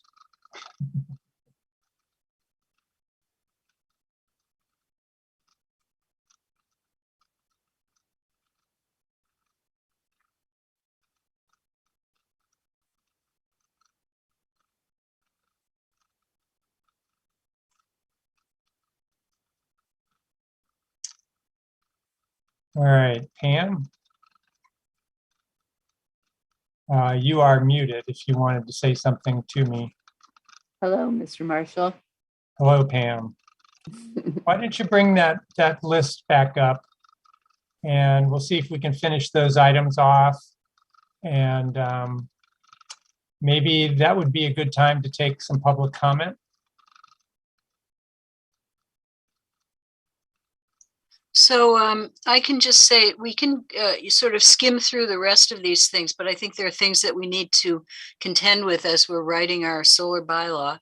So one of them is fencing, and Palmer limits the fencing to 6 feet high. I seem to remember when we've been reviewing solar installations in Amherst that the solar developers really want to have a fence that's 7 feet high. And so the one at Hampshire College is 7 feet high. And if you want to drive by there and see what that looks like, go ahead. They actually needed a special, well, no, they needed to put it 7 feet from the property line in order to have a fence that was 7 feet high. So that's that. I don't know if we need to talk about that. Do you want me to just run through the rest of these quickly, Doug? Sure. All right. So then open space requirement. Palmer requires an area of open space that's equal to the area of the array. So in other words, if you have a 1 acre array, you need to have an area of 1 acre that's open space on the same property that's available. So that's something that Amherst needs to consider. Does it want to have such a requirement? Glare is an issue. And, you know, some of these arrays are moving around. And so I think it would may be harder to control glare on the ones that move around. But in any event, that's also something that we should consider. There's a homeowner on Montague Road who has brought this to our attention that the solar array that lies between Sunderland Road and Montague does cause glare to come into her house, particularly in the winter when the trees don't have any leaves on them. So we need to think about that and determine if we want to, you know, regulate that in any way. And I understand there may be things that can be done to the panels themselves that will minimize glare, but it's an issue. Another issue is slopes, and Palmer limits solar arrays to land with slopes that are less than 15%. So is this something that Amherst wants to do? I think one reason for limiting the slope is that there may be more of a chance of erosion if you put these things on steeper slopes, particularly, when you're going in and actually building it. I think once the things are there and in place and there's vegetation growing around them, there's not as much of a problem with erosion, but there will still be, water falling on the array, and then the water, runs off the array quickly and lands on the ground. So there may be reasons to have a limitation on the slope. The other thing that Palmer does with regard to forest sequestration and habitat areas, that they ask or require developers to preserve an area that's 1.5 times the size of the solar array, in addition to the open space that's required. So again, does Amherst want to have this type of requirement? Screening is required in Palmer, but they say, where possible. So I'm not exactly sure what that means, especially since they have a 100-foot vegetative buffer. Impervious containment for hazardous materials. This seems like a really good idea, especially if you have, battery storage as part of the array, and there's a concern about leakage of some kind of hazardous materials. So we'll have to look into that. That needs to be investigated. I don't really understand that very well. And the last one here is noise limitations. And Palmer has refers to a state law that limits the amount of noise that can come out of certain activities, but it doesn't give a specific, noise level. Not like Amherst has a specific noise level for on-site entertainment, which is, 70 decibels or something like that at the property line. Anyway, we need to think about noise. I understand from someone who works in our office that who lives in Conway, that there's been a problem in Conway with noise emanating from a solar array, and whether the solar array isn't properly installed or what the problem is up there, I don't really understand. But this topic needs to be investigated, and we need to think about, whether we want to put some sort of limitations on noise emanating from these facilities. So that's all. But I certainly feel like I've learned a lot from, reading Palmer's bylaw, and also from listening to you tonight. And I'm glad that we've had this conversation. It's really informative.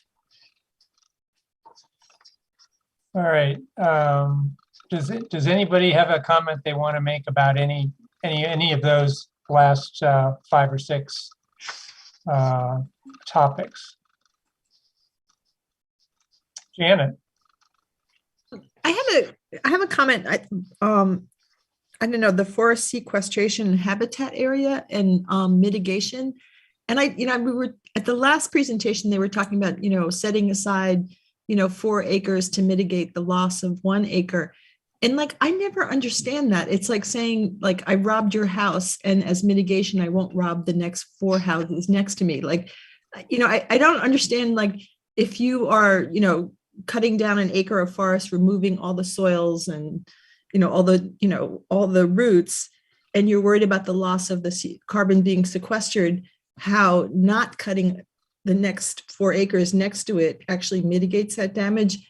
And so I wondered if people are looking at offsets. So, when you fly an airplane, you're using all this carbon dioxide, you can buy offsets, like someone else replanting, an organization that replants trees or something like that. So I just wondered if we could look at the issue of offsets, instead of mitigation, or mitigation through offsets, but something that very concretely, if you're removing, trees or something beneficial, how do you repair that or offset the damage that you've done there?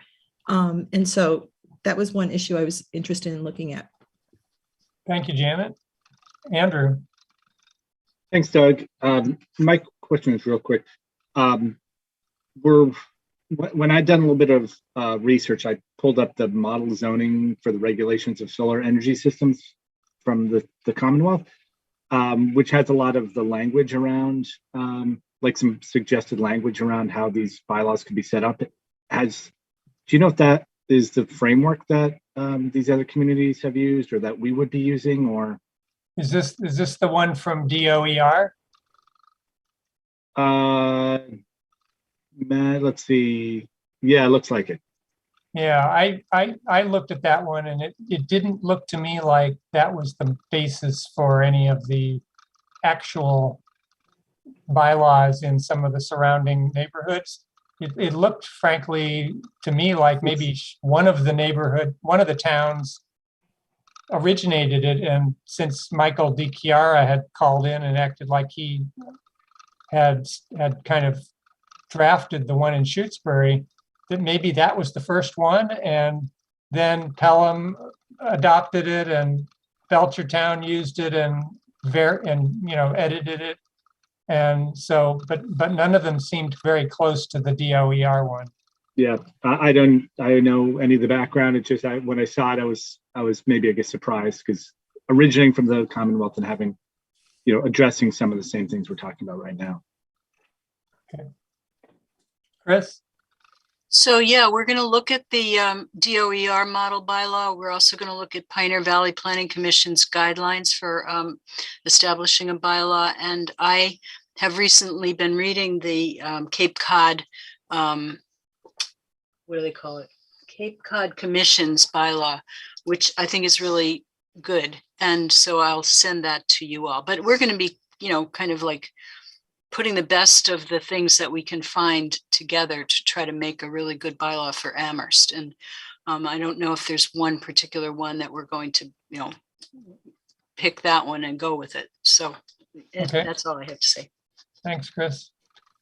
Janet.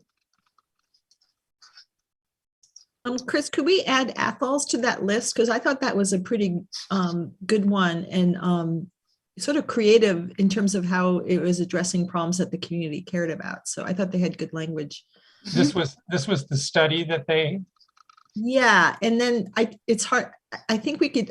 I think I ran across a separate version of it that wasn't embedded in like a 2 million page report, but I thought that had good language too. All right, Johanna. Thanks. I have a question about the slopes and a question about the forest sequestration one. So the slopes, I'm like mentally mapping Amherst in my head and trying to figure out where are the parts in town that have slopes greater than 15 degrees. I imagine towards the Pelham Hills, there's something like that. But I'd just be curious, how much potential land are we taking off the table with that restriction? And then the second question, the forest sequestration and habitat area, are they in Palmer, do they only require developers to put into conservation additional land if they cut down forests for solar, or is this just standard? Like if you put in solar, then you also have to set aside an area, 1.5 times that big in conservation? And does it have to be in the same parcel, or could you like buy land in Alaska? So I don't know, I guess I have questions about that. And then my guess is I would not support that type of requirement for solar developments in Amherst, but I feel like I'd need more information to know. All right, Johanna.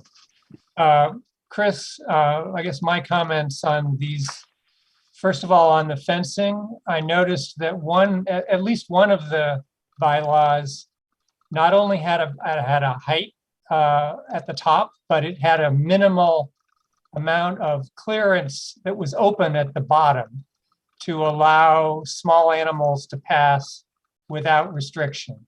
And I thought that was a good idea. On the open space and forest sequestration, I feel like I'd be very reluctant to support those, partly because the town has so much conservation land. And if we were in a town that had very little conservation land, maybe I would be more open to that.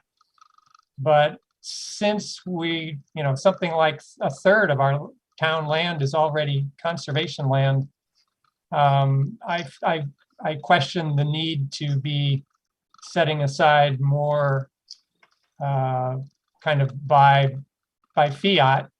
If there's people that want to buy more land in town and set it aside, then that's a different conversation. Glare, I agree that's something we need to be sensitive to. Whether it's, but I think we'd want to study it on a case-by-case basis, maybe simply say that, the developer needs to take into account the impacts of glare on adjacent occupied structures and, mitigate any negative impacts. And then we talk about it on a project by project basis. I guess that's all I'll say on these.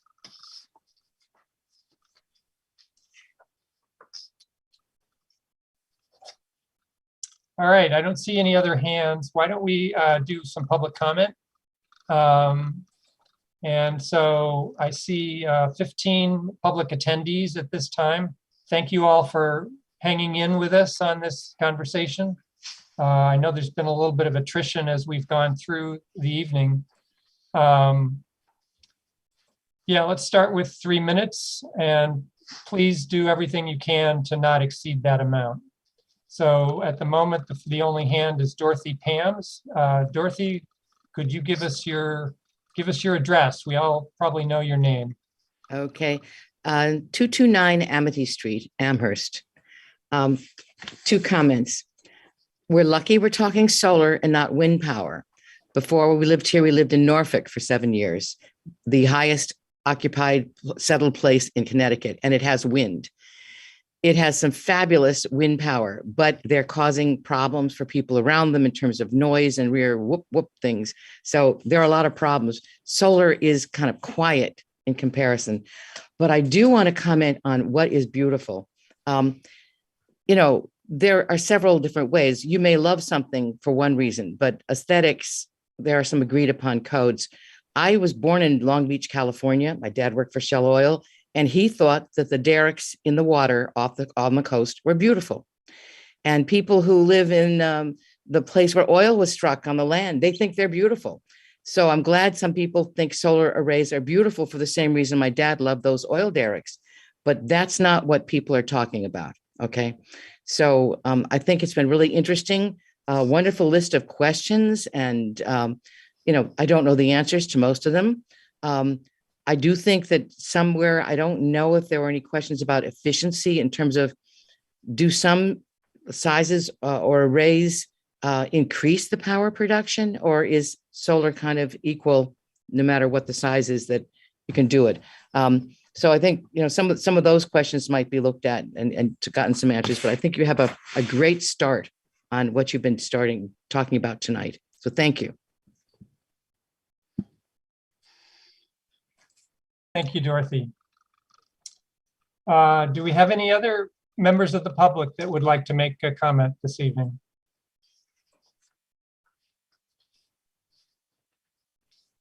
Okay. So the time is 8:41.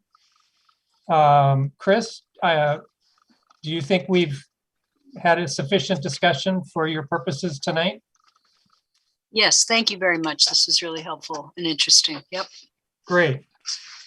And we did not go through the conditions that the ZBA has imposed at, I think it was Hickory Ridge that you had included in our packet. And you included a little site plan of that installation. I guess maybe at a later date we can come back and look at one of those and just see kind of what the parts are that need to happen. in terms of vehicular access and you can confirm my understanding that the fence is required for public safety. Yep. And if there's any knowledge about a battery and, is that supposed to be close to the road and the vehicle, needs to drive up to it? Or I also have heard, you might talk to someone at the fire department about the batteries. Because I've heard it was an anecdotal second or third hand thing about some sort of requirement that Hadley was imposing on batteries that sounded kind of nonsensical to me. Like they thought they might go up and, fight a fire at a battery with water. And, that's electrical and you probably aren't going to do that. So I'm probably wrong about what I heard. So I'm not trying to offend anybody in Hadley, but that's something we should look into. All right, so Janet. On the issue of batteries, I think that I think it's a question for the fire department. Battery fires really, really burn, and they're really hard to put out. And so that would be an issue. Can the fire department handle that? Put out the actual fire with water or chemicals, and then trying to contain the chemicals used and not having it spread all over the place. It might, if it's a large battery, it might be too much for them to handle. Yeah, it may be that we want it just in an enclosure that allows it to burn and nothing gets out. Yeah, and you don't have to do that. Because you can't really fight it because you really can't put it out. But we don't want the chemicals to be diffused. Nathaniel, I'm seeing your hand. You haven't. Sure. Can everyone hear me? Yes. Yeah. I don't know if my video is working. I was on my phone earlier. I think the battery storage is interesting. I've heard at Hickory Ridge that the utility companies and fire like it to be visible from the road so that they can do drive-by inspections, and that they have to be easily accessed, whether that means close to the road or outside the fence enclosure and then right off the access road. So I do think it's something to consider if there's larger arrays that are in forested areas or set back from the road. What does that mean for utility connects and batteries? But that's what I've been told at Hickory Ridge, that the location was really for visibility from the road and easy access along the in the site. Okay. Chris, you have your hand up. Do you want to say something? Yeah, I heard from someone, I can't remember who it was, that battery storage is going to be required as part of solar arrays going forward. So that's definitely something that we need to consider. And I think that we're going to be seeing more of that. So, whatever limitations or protection or whatever is involved with batteries, we need to think about that. Yeah, as I understand it, it's a tool to even out the power that's going into the grid, so that if the clouds break, we don't just suddenly get all the electricity streaming into the grid. We can put some of it into the battery and even out the peaks. Okay, so let's consider this the end of the solar bylaw discussion for this evening. The time is 8:46. Chris, shall we turn to the other zoning priorities conversation? Yes, that would be a great idea. And All right. I can start to go through that with you. Yeah, we had two sheets. One was the one that I had put together of last year's stuff. Mm-hmm. And then yours with the department's suggested priorities. Do you want to go through that chart, that colorful chart that you put together, and talk about the things that we haven't done, or do you want to talk about the things on the planning department's priority list? Which one? I think we should start with the chart of last year's priorities. So Cam, can you put that on the screen? Mm-hmm.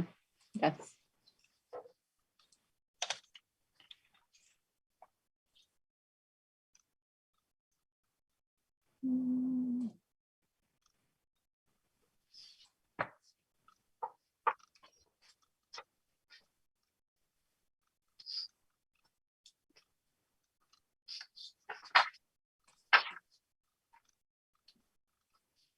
Almost there. I think. Yep.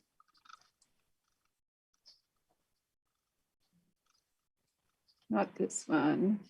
This is it. This is it. Mhm. Okay. All right.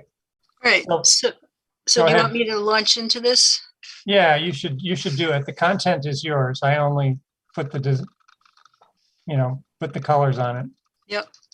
So just to say that obviously the town council has a little different makeup this year than it had last year. So the things that were priorities to town council last year may or may not be priorities for them this year or for the next 2 years. But in any event, there were certain things that were town council priorities that we did manage to have adopted. And one of them was revising this supplemental dwelling unit bylaw. We drafted a new accessory dwelling unit bylaw, and the planning board did recommend that, and it was adopted by town council. Town council also had an apartments, one of their priorities was to look at the apartments bylaw and try to make it easier to build apartments in other locations. So we did draft a new bylaw that allowed apartments to be built or approved by site plan review in the RVC zoning district. But at the same time, we made it more difficult to build apartments in the BG by making it a special permit. And that was recommended by the planning board and adopted by town council. Town council had another priority of the temporary zoning bylaw to help people cope with, to help businesses cope with the COVID crisis. And Rob Mora drafted the bylaw. It was recommended by the planning board, actually 2 versions of it. And the last version was in December that was recommended by the planning board, and it was adopted by town council. So this temporary zoning will carry through December of 2022. So we're very happy about that. Another town council priority was rezoning the parcel 14A-33, which is the parcel behind CVS, to allow, they originally wanted, the sponsors originally wanted that to become a BG zoning district, but the planning department worked with Rob Mora and developed a bylaw that created a parking facility district, an overlay district. And the planning board recommended that, and that was adopted by town council. And then the last one here that was a town council priority that was adopted was a change in the parking regulations for residential uses. So we drafted a bylaw. It was recommended by the planning board, and it was adopted by town council. So those were 5 very, I consider them good successes of town council priorities that were adopted. Planning department also had a couple of priorities that were adopted, and one of them was to revise the mixed use buildings definitions and standards bylaw. And so we did that. It was mostly the definitions that were revised, although I think we had a few standards in there too. And that was recommended by the planning board and adopted by town council. And we also had a very good experience with the inclusionary zoning bylaw, where we drafted the bylaw, we planning board recommended it, and it was adopted. And it does promise to produce new units, which we are, becoming more and more aware of as people propose new projects. So that's a great thing. So going back to things that we didn't make much progress on, adding footnote B to the BL zoning district, that was an attempt to loosen up zoning in the BL district, particularly around the downtown. And those are areas north of Triangle Street and west of the downtown, in the vicinity of Halleck Street and what's the other one, North Prospect Street. Anyway, so allowing more residential use, and Rob Mora and Nate Malloy came up with an overlay district for that area. And we did discuss drafts of it with the planning board. And the planning board never really, well, that it didn't really go through the process. So we kind of got, I don't know if you want to say distracted, but we got taken up with other things. And so that's something that we could go back to if people were interested in that. Town council also had demolition delay bylaw revisions as one of its priorities, and we did draft a new bylaw and we presented it to the planning board in June of last year, and then again in February of this year. We actually had a very good conversation with the planning board on February 2nd, and Janet McGowan came up with several concerns and questions. And recently, Ben Breger and I had a great meeting with Janet and discussed a lot of her comments and concerns. And we think we have something that, you know, most people will be supportive of. And so we're hoping to bring that back to the planning board soon. I think it might have gone to the Historical Commission tonight. I'm not sure. But anyway, it will have to go back to the Historical Commission to get their blessing, because they're the ones who are really bringing it forward. But we think that the changes that were made are going to make it easier for this thing to be adopted. And it would be going from the zoning bylaw into the general bylaw. So Janet may have some comments that she wants to make about that when I'm finished here. So another town council priority was removing footnote M. And I'm sure you will all remember all the research and presentations and discussions we had about that. The planning board never really, that never really got off the ground, so to speak. I think there are aspects of that we might want to bring back, but probably not the full removal of footnote M for the whole RG district. It may make sense to remove footnote M for certain parcels around the outside of the RG, but we have to go back and look at that. But we did put a lot of work into that, and it's you know, it's an idea that's still there, but we never really saw it through. Revising the apartments definition was also a town council priority, and that was to remove the cap on the number of units in an apartment building. And again, that was something that we drafted and we discussed it with the planning board, and that never really got off the ground either. So we're going to probably go back and look at that. Town council had another priority, which was setting up design guidelines or design standards, or looking at form-based code. And town council approved funding of $100,000. The planning department is developing an RFP to hire a consultant to help us out with that. And we're hoping to hire a consultant later this spring and get going on that project. So we're really excited about that. Nate has put together a good RFP that we'll be bringing to you at some point once it's gotten you know, really gelled.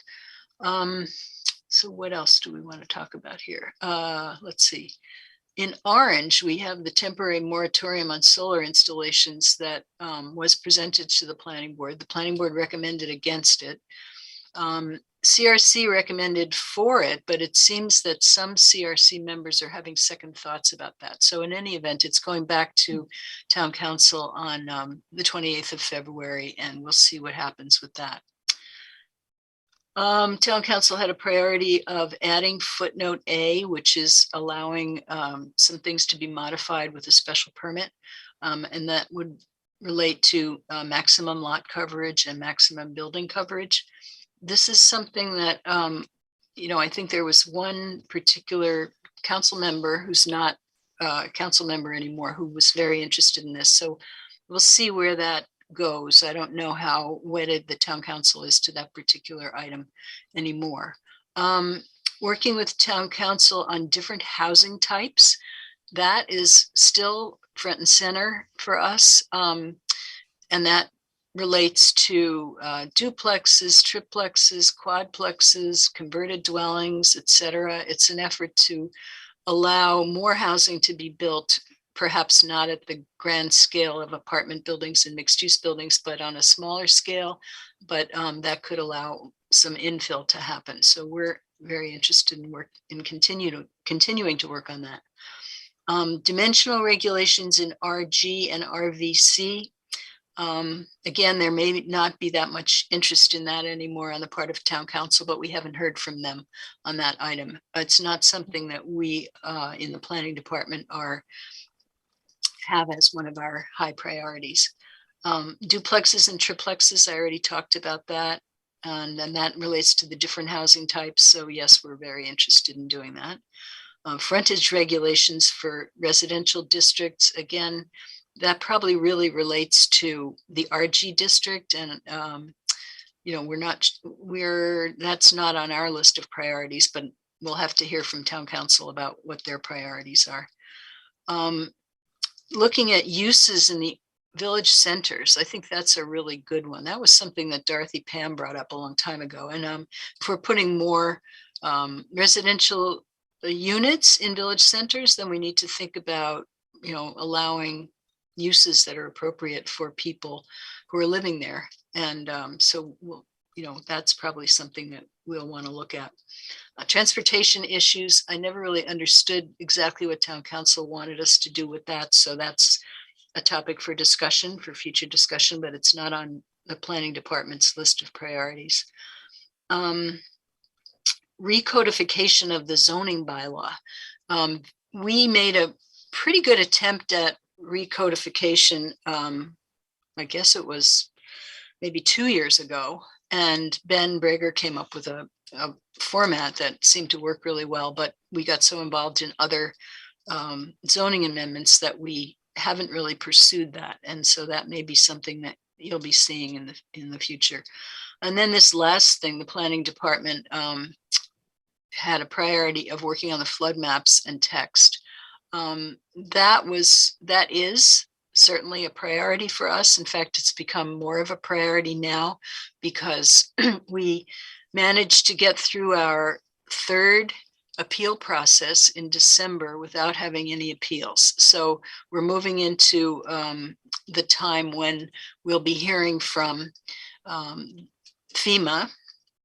They'll be sending us a letter. It's called a letter of final determination, and it means that they're satisfied with the maps, the flood maps, and that we need to move forward with developing a zoning bylaw to accompany the flood maps. And to get the flood maps, the zoning bylaw, and the flood insurance study adopted by town council in the next 6 to 9 months. And Nate is working on the text of the zoning bylaw to accompany the flood maps. So I think it gives you an idea of where we are with last year's priorities. Thanks, Chris. So does anybody want to, say, maybe we should go on to the second slide, which was the planning department priority list, at least as you guys have drafted it. So Chris, Okay. do you want, you've talked Sure. about most of Yeah. but do you want to just explain just- how this came up and who's seen it and whether it has endorsement at this point? Yeah. So the town manager has seen it. Dave Zomick has seen it. CRC either has seen it or is going to see it on the 24th. CRC being the Community Resources Committee. Some of these things we know we absolutely need to get done. And obviously flood mapping is one of them. We have a limited amount of time now that we've gotten through this last appeal period. Now we have a limited amount of time in which to get all of this adopted. So we're going full bore on that. In fact, we're having a presentation before the town council to remind the previous town council members and also familiarize new town council members with this whole project. We're giving them a presentation on the 28th. It won't be a very in-depth presentation, but it'll just be to introduce the topic and to tell them we'll come back in a month or two with more information. So that's, I'd say, our primary priority. Then, of course, we have the solar bylaw and solar study assessment. And that was brought to us by 2 town council members, and really the moratorium was brought to us by the town council members. So we knew that we had to work on the solar bylaw as a result of, people being very concerned about solar installations that were being proposed. So we know we have to work on that. Design standards is something that we've talked about for years. And I think, there are several town council members who are, if not all of them, really interested in this, setting up design standards for buildings as well as streetscape in the downtown area. And so we're, working hard on hiring a consultant to help us with that. Number 4 is Article 14. And Rob Mora, building commissioner, is very interested in allowing some of the uses that were, for which permitting was loosened up a bit during the COVID period, allowing some of those uses to not have to go through special permit process with the Zoning Board of Appeals to be allowed to happen. For instance, Class 1 and Class 2 restaurants. He's been able to approve several of them under Article 14, but Article 14 is going to be expiring in December of this year. So which of those uses that was allowed by Article 14 can be allowed by an administrative approval by the building commissioner if there are appropriate criteria and conditions set for these things to be allowed. And then temporary uses is a category that we've been aware of for a long time, but we haven't been able to really deal with it. And it's, if someone wants to do something for one day or a weekend or a week or whatever, and it could be something like, Bank of America wants to use the parking lot behind their building for some sort of festival, a dance festival or an art festival or whatever. They really can't do that now because there's no mechanism in the bylaw to allow them to do that. If someone wants to use a farm out on Southeast Street and have a wedding, set up a tent, have music, have people come, and then may have a caterer or something like that. And that could be a type of use that could support the farming enterprise. We can't do that either. So, temporary uses, we'd really like to be able to allow them, but there's no mechanism to allow us to do that. So that's something that we're interested in working on, those first 4 things. And then, as I mentioned before, the demolition delay bylaw, we think we're getting into the home stretch on that. And members of town council have shown interest in that. And certainly planning department staff and the building commissioner are very interested in getting that through town council. The number 6 here is something that's been, so those 5 things we're working on now and hoping to continue to work on them through the spring. The 6th thing is parking. And there are so many aspects to parking that are troublesome to people. The municipal parking district, how does it work? Is it working well? Do we want to keep it? Do we want to change it?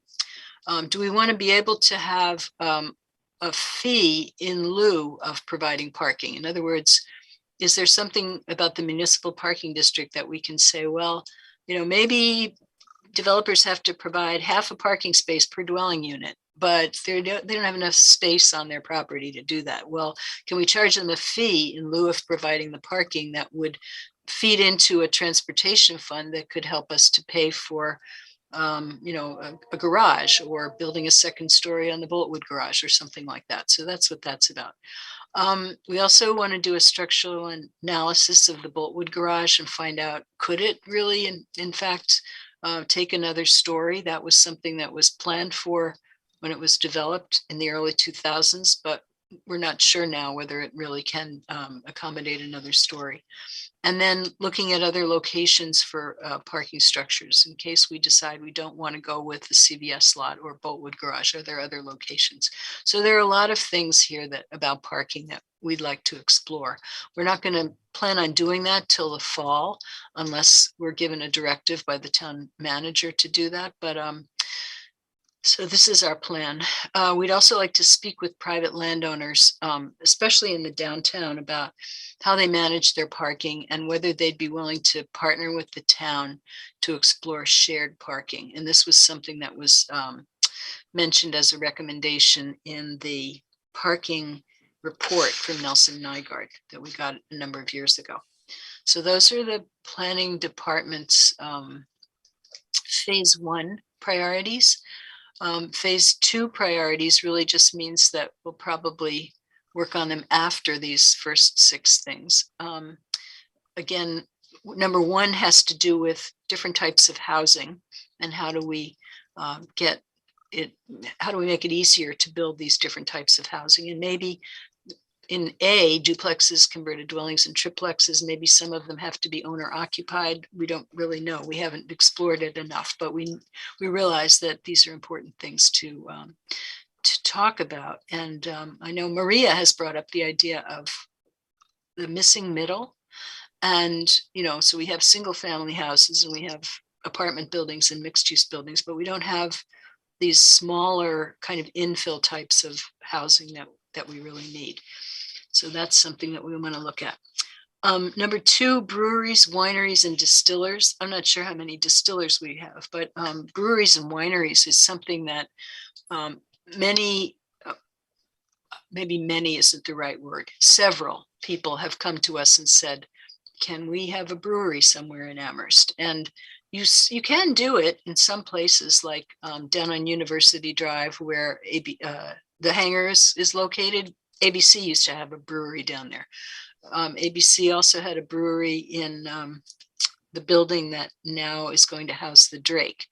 But those are, you know, fairly limited locations. Other people have asked us if they could have breweries with beer tastings in outlying areas. And one of the places that has been mentioned is an old concrete Apple storage building on, I don't know if it's Middle Street or Southeast Street in South Amherst, but it's a building that's been vacant for a long time and nobody can figure out a good use for that. So as I said, a number of people have come forward to say, can we have a brewery there? And not right now, you can't do that. So we'd like to explore that possibility. And we actually got a district local technical assistance grant from Pioneer Valley Planning Commission to explore the idea of breweries and wineries in Amherst. And it would be good for economic development, potentially good for the tourist industry. So we'd like to be able to explore it.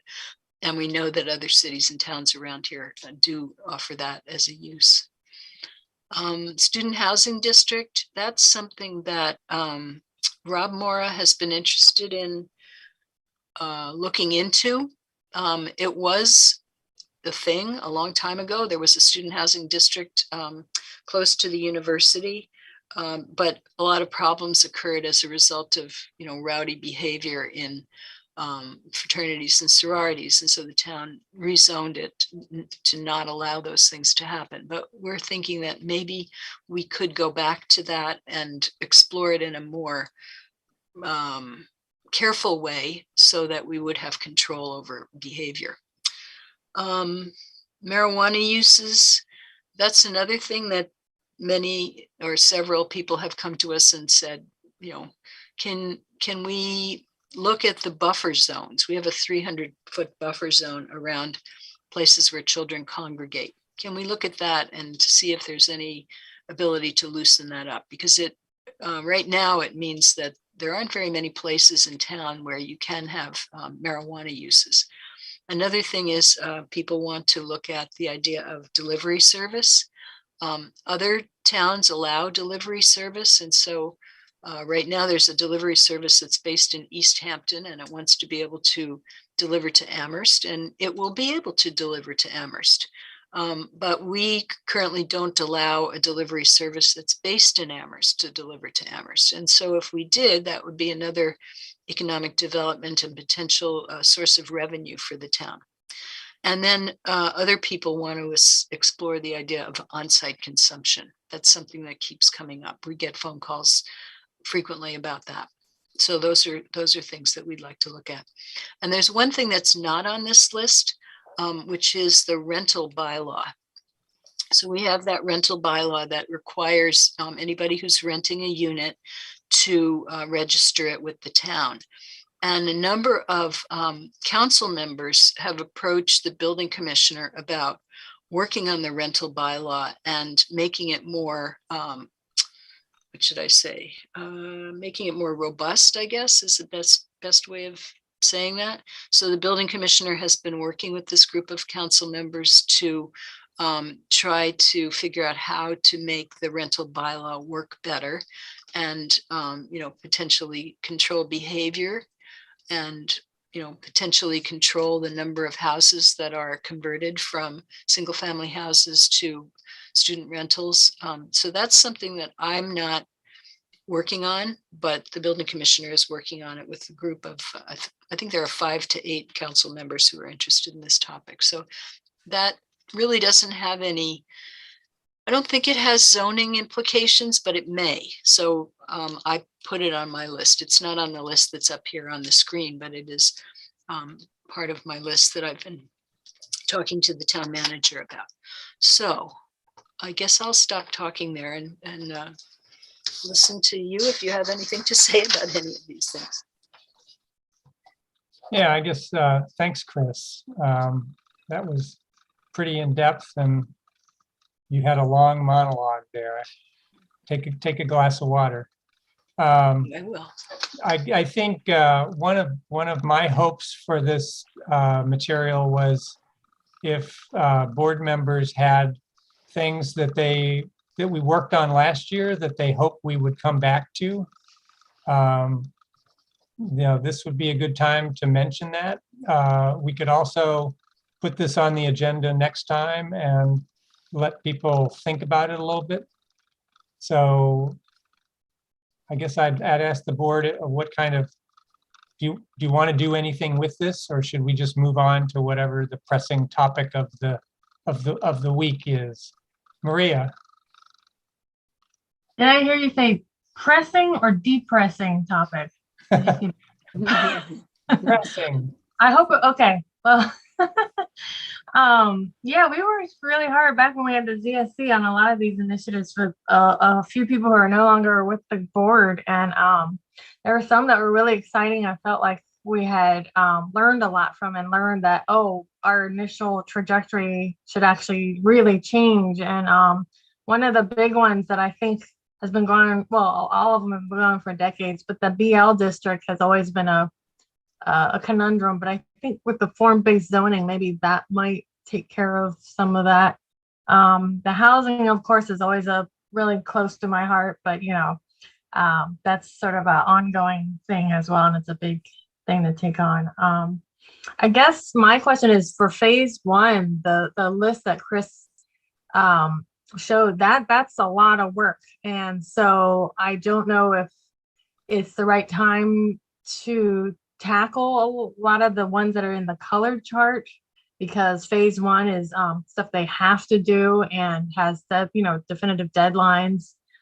They all say start spring of this year. So yeah, I guess it's sort of, I would lean on the planning department to tell us whether they can take on, whether it's configuring the ZSC, or if we do that thing again where a lot of people from the planning board were on the ZSC, so I might as well just have these discussions with the planning board. And so if our agendas are kind of light moving forward, it might be nice to take on a few of the ones from the colored chart. And honestly, I'm about to step down in June, so I'd rather, the people who are staying on to take the, initiative and pick things that they're really passionate about and take the lead on, diving into those.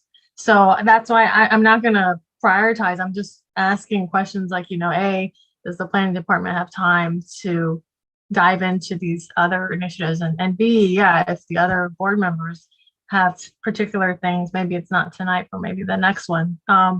Any of these priorities in the color chart, whether they need more information or if they're, really interested in diving deep into one or two of those at a time. Because I think we felt like when we took on too many, it was just too much. So we kind of dove into one month and then another month. So, but yeah, I think it's great for the planning department to do some, planning board to take on some planning. That's all, especially with the really great new members who are, just really diverse and really intelligent and thoughtful about so many things. I think we should definitely take advantage of that, the members of the new planning board, and dive into some of these priorities. So, but I'm not gonna choose any particular one because again, I'm leaving in a few months. So, but anyways, thank you, for putting these lists together and not just dropping it, because there was a lot of work, not just from us, but from decades and decades of previous members who sort of got us to this point. So, I'm not sure I said anything really, but but that's it. All right, Maria, thank you. Chris, your hand's up. So I wanted to answer the question of whether the planning department has the capability of working on more things. And I think the answer is in the near term, probably not.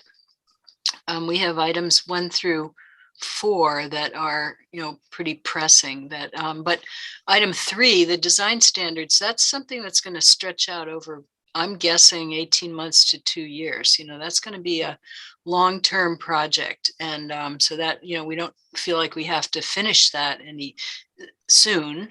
Obviously, we'd like to get something in place before there's a lot more development downtown, but that's going to be a longer-term project. But flood mapping, solar bylaw are certainly short-term. Article 14, since it's expiring at the end of December, we want to get something in place if this is something that people want to do.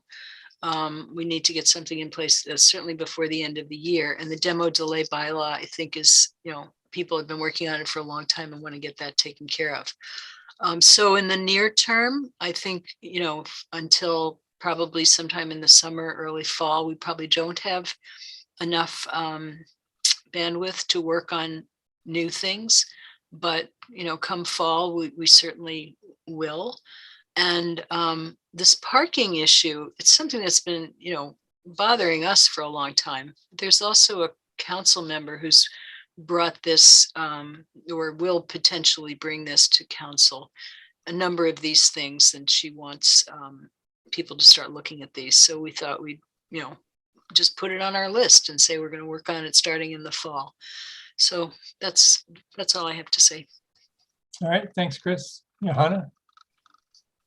I mean, ultimately, I think I'm inclined to defer to the planning department staff on what the key priorities are. You all are paying attention to the town council and what's moving there, and, the deadlines for what's expiring. I think it's my understanding the town council was on a retreat this weekend to discuss what their shared priorities are likely to be for the coming year. And I don't know but to me, housing feels like an urgent, important issue in our town. And so I'm glad to see it on phase 2. And there's part of me that wants to nudge it up into phase 1, just because the longer we don't move on it, the greater the problem gets. So, but, again, totally defer to you. And this seems like a really solid list, and, we'll stop there. All right, thanks, Johanna. Maria, you have another comment? Just a short one. Then it doesn't sound like we should reconvene the ZSC. And I would love if we had light agendas in the planning board, just to bring up a topic of housing or BL or apartments. But yeah, again, same with what Johanna's saying. I defer to the planning department to, put most pressing things in front of us. But yep, that's it. Okay. Janet? I completely agree with what Maria said about the timing issues and the amount of work that phase one will take. And okay, I think it was like 2 years ago that the planning board, we thought the priority should be downtown planning, which looks like it's going to be taken care of partly by the design guidelines, and also housing is a really critical issue. And then the recodification, which looks like it's going to move ahead at its whatever pace it can. But this phase one is a formidable list. And when Maria was talking about housing, I was like, you had all those great ideas for the missing middle. So maybe we'll pull you back in or something to, in terms of the design and the look of buildings. So I think that's really important to people as density increases in neighborhoods. So I just want to support Johanna's comment too. I just agree with what she said. I think this, in terms of the parking, I think that we've had a lot of reports on parking. There's a lot of good ideas, but the parking issues, which aren't all zoning, or really lack a home in terms of like a group or a department taking it on. So I think if it's coming to reside in planning, I think that's great because it's got a lot of different facets, and some of them are zoning issues, some of them are just talking to landowners to share parking, which I think isn't a great idea because a lot of those businesses just function in the day. And so their lots can use at downtown. So I think it's exciting that the planning department is sort of hopefully taking that on in a holistic way, because I think there's a lot of ways to tweak it, but no one's really been in charge of it in terms of solutions and adjustments. All right, thanks, Janet. Chris, I guess my probably first priority on phase two would be the housing, and whether it's explicitly student housing or whether it's I would probably put the student housing over the low and medium density housing, although that might be part of the solution to the student housing issue. But I do think we'd be well served to think about where we want to put student housing and where we can have more of it, so that we take the pressure off single family homes. We have more students living closer to campus, so there's less driving and carbon emissions. And maybe so that more students are living in town as opposed to in Hadley. And we can recover some of their purchasing, whether it's groceries or clothes or whatever. All right, Janet, is that a legacy hand? All right, so Chris, I guess that's our conversation about that this evening. Mm-hmm. Yep. All right, the time is 9:25 and we're through our item 3 on our agenda with zoning discussions. Item 4 is old business. Chris, do we have any old business? No old business, nope. All right. Any new business? Not No. anticipated, no? No new business. All right, Form A&R subdivisions. Yes, we have 2 of those that Pam will show you. All right, great. I'll show them, but Chris, do you want to talk about them probably? Yes, so Pam created this locus map for property on Sand Hill Road. Right. And there are 3 lots there, the 2 turquoise lots and the 1 yellow lot. And the idea is that we're going to combine one of the turquoise lots with the yellow lot and slightly change the property line between the 2 turquoise lots. So Pam can bring that up. Here it is. Yep. So she's got the existing lines in green, and the one existing line that is to the right in green is going to go away. And the two lots, the lot with the house on it and the lot that's vacant, are going to be combined. And then the property that is farther to the northwest is going to, I think that also has a house on it, but it will gain some property. That little rectangle that's 25 feet by 100 feet is going to be added to the house, to the property there that Pam is moving her cursor around. So that's really it. It's really just a question of combining those two lots on the right and adding a little piece to the lot on the left. And if you would allow Doug Marshall to sign this on behalf of the planning board, that would be lovely. All right, Chris, thank you. Do we have any questions about this? Janet? I think I understand what's happening. Do you know why or what their plans are? We don't. No, they haven't talked to us about that. Nope. Okay, are there any other comments, questions? All right, can I have a motion to allow me to sign this on our behalf, that we agree approval is not required under the subdivision bylaw? Johanna? So moved. All right, second, Andrew? I'll second. All right. We'll go through the roll call. If no more discussion, any hands for discussion? Okay. Maria? Approve. All right. Tom?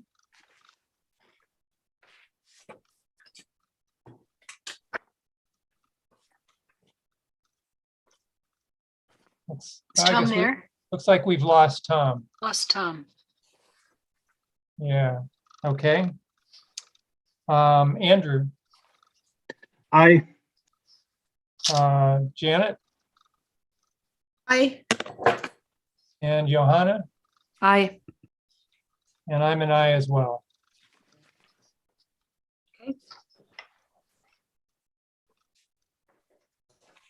Want to move on to the next one, Pam? Yep. Sure do. There you go. Okay, this property is at the corner of Stanley Street and Belchertown Road. Let's see, how could I describe Stanley Street? Stanley Street is right near where the Amherst Nursery is. So over to the left, you see this grayish parcel. That's where the Amherst Nursery is. So these parcels that are outlined here in yellow and blue, there are little old houses on those two lots.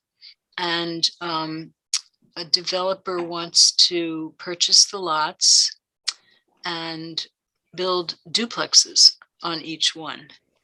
And there is an example of a duplex across the street, across Stanley Street, which is, in my opinion, a pretty decent looking house. So we don't have a picture of it, but I think that's the same owner of the existing duplex wants to build duplexes on these two properties. So if Pam would bring up the A&R plan, it'll show how the property line is changing. So you saw how the property line kind of slanted, which is shown by this dotted line. I don't know if Pam can bring her cursor over there. Yeah. We can make it even bigger. Oh yeah. So now you can see the dotted line where the existing property line is, and they're changing it to the solid line between the two properties, lot 1 and lot 2. So there, oh, that's a good image. Yeah, changing it to the red. And so they want to have a duplex on each property, and there would be enough room for duplexes on each property. Now, they haven't been to the Historical Commission about taking down the existing houses. So that is a step that they will need to go through. And then they'll also need to get approval from the Zoning Board of Appeals to build non-owner occupied duplexes in this location. So there are a number of steps that they'll have to go through to actually do what they're proposing. But for now, they're just proposing to change the property line. So will you authorize Doug Marshall to sign this plan on behalf of the planning board. All right. Thanks, Chris. Andrew, I'll make a motion to that effect. okay, thank you. Anybody want a second? All right, Janet, you raised your physical hand. Janet seconds the motion. Okay, any more discussion? No? All right, Maria? Sorry, Doug, I have a question. Oh, go ahead. Are they proposing to take down all of the existing structures or just some of them? Or yeah. Okay, Chris, do you know the answer? I haven't talked to to anyone about what the proposal is, but my understanding, if they're going to build duplexes on each of these parcels, is that they would be taking down the existing buildings. But that has not come before the Historical Commission. They would need to come before the Historical Commission because both of these houses are over 50 years old. Yep. Okay. Thank you. All right, any other questions? All right, Andrew. Yeah, not a question. I was just going to say I heard from Tom. He's having Wi-Fi issues, so he may. Oh, may there have he made- is. He's here. All right. Great, welcome back, Tom. You missed 1A in our vote, and you're in time for the second one. Wonderful. Chris, do you mind giving a brief summary of what we just heard for? Sure. These properties are at the corner of Stanley Street and Belchertown Road, Route 9. They're just in from Belchertown Road. They're the first houses that you see there. And the idea is that the property line between the two properties would be changed from the dotted line, which is kind of slanted, to the more vertical line, which is a solid line. And that would allow enough room for duplexes to be built on each of these properties. Both properties are over the required lot area. The required lot area is 26,000 square feet. So you can see the lot on the left is 26,068 square feet, and the lot on the right is 26,521 square feet. So the developer who has developed a duplex across the street wants to remove the existing buildings on these properties. And I think it's all of the buildings, but I'm not sure. And he will have to go through the Historical Commission to do that. And he wants to build new duplex housing on these two properties. So that's the idea here. Okay, thanks, Chris. Tom and Lud, do you have any questions? I think Tom froze. There he is. There he is. All right. Thank you for keep trying, Tom. All right. So we'll Fine, go thanks, through the guys. vote, and maybe I'll start with you, Tom. Are you I'm going to abstain. okay? All right. Abstain. And Andrew. Aye. All right. Janet. Aye. Johanna. Aye. And Maria. And I'm an approve. Okay, so that's 5 in favor with one abstention and 1 absence. All right, so the time now is 9:35. Item 7 on our agenda. Any upcoming ZBA applications? Pam? There is just one new one. The ZBA is going to consider an application for 47 Valley Lane. It's a special permit request. They are going to do a converted dwelling and increase the number of residential units to 2. So it's currently a single family. So this duplex, I guess we would call it a duplex, would be sort of a top and bottom unit. So the upper unit would have 3 bedrooms and 2 baths, and the lower unit would have 3 bedrooms and 1 bath. And one thing that was a little interesting about this is that primarily this parcel is in Amherst, but there is a little portion that actually spills into Hadley. So Okay, that's going to go in front of the ZBA on February 24th, but you can let us know if you would be interested in the presentation. Chris, does this have any particularly interesting zoning aspects that we might want to hear about? I'm not aware of any. Oh, yeah, not aware of Okay. any. Okay, I all have a right. So what do people feel about this? Would they like to get a presentation on this? Janet? Is this going to be like owner occupied, or is it just kind of converting to a 2-family house? I don't know the answer to that question, Janet. I'm sorry. I could find it out, but at this moment, I don't know the answer. I know, because we've asked to see some of these conversions to, multifamily, to kind of think about that process, or if it's student housing and things like that. So I'd be interested in that, knowing that before. If it was owner occupied, I think I'd be less concerned or interested. Okay, So this is going to the zoning board on the 24th, is that right? That is correct. And the next time the planning board is going to meet is March 2nd. I guess we'll miss So- that chance. Yeah. So if you wanted to see it, the ZBA would have to continue the public hearing. I don't think I'm that interested though. But okay. I don't want to So see I can- anything though. All right, but I can let you know if this is going to be owner occupied. all right. I see Nate's hand. Maybe he has some information. Yeah, thanks. Based on the property card, it's not owner occupied. So the last few years, it hasn't been. I'm just looking at the GIS. And so it has, yeah, I mean, has a rental permit. Rental permits going back until, it's like actually a few years, but the property cards for the last 2 years say not owner occupied. Okay, thank you. All right, Andrew. Yeah, I don't know the property here. I just had to pull it up on the map, but I think this is kind of the sort of the cute, dense neighborhood that's sort of just north of campus. I guess I'm curious what the parking situation is going to be here.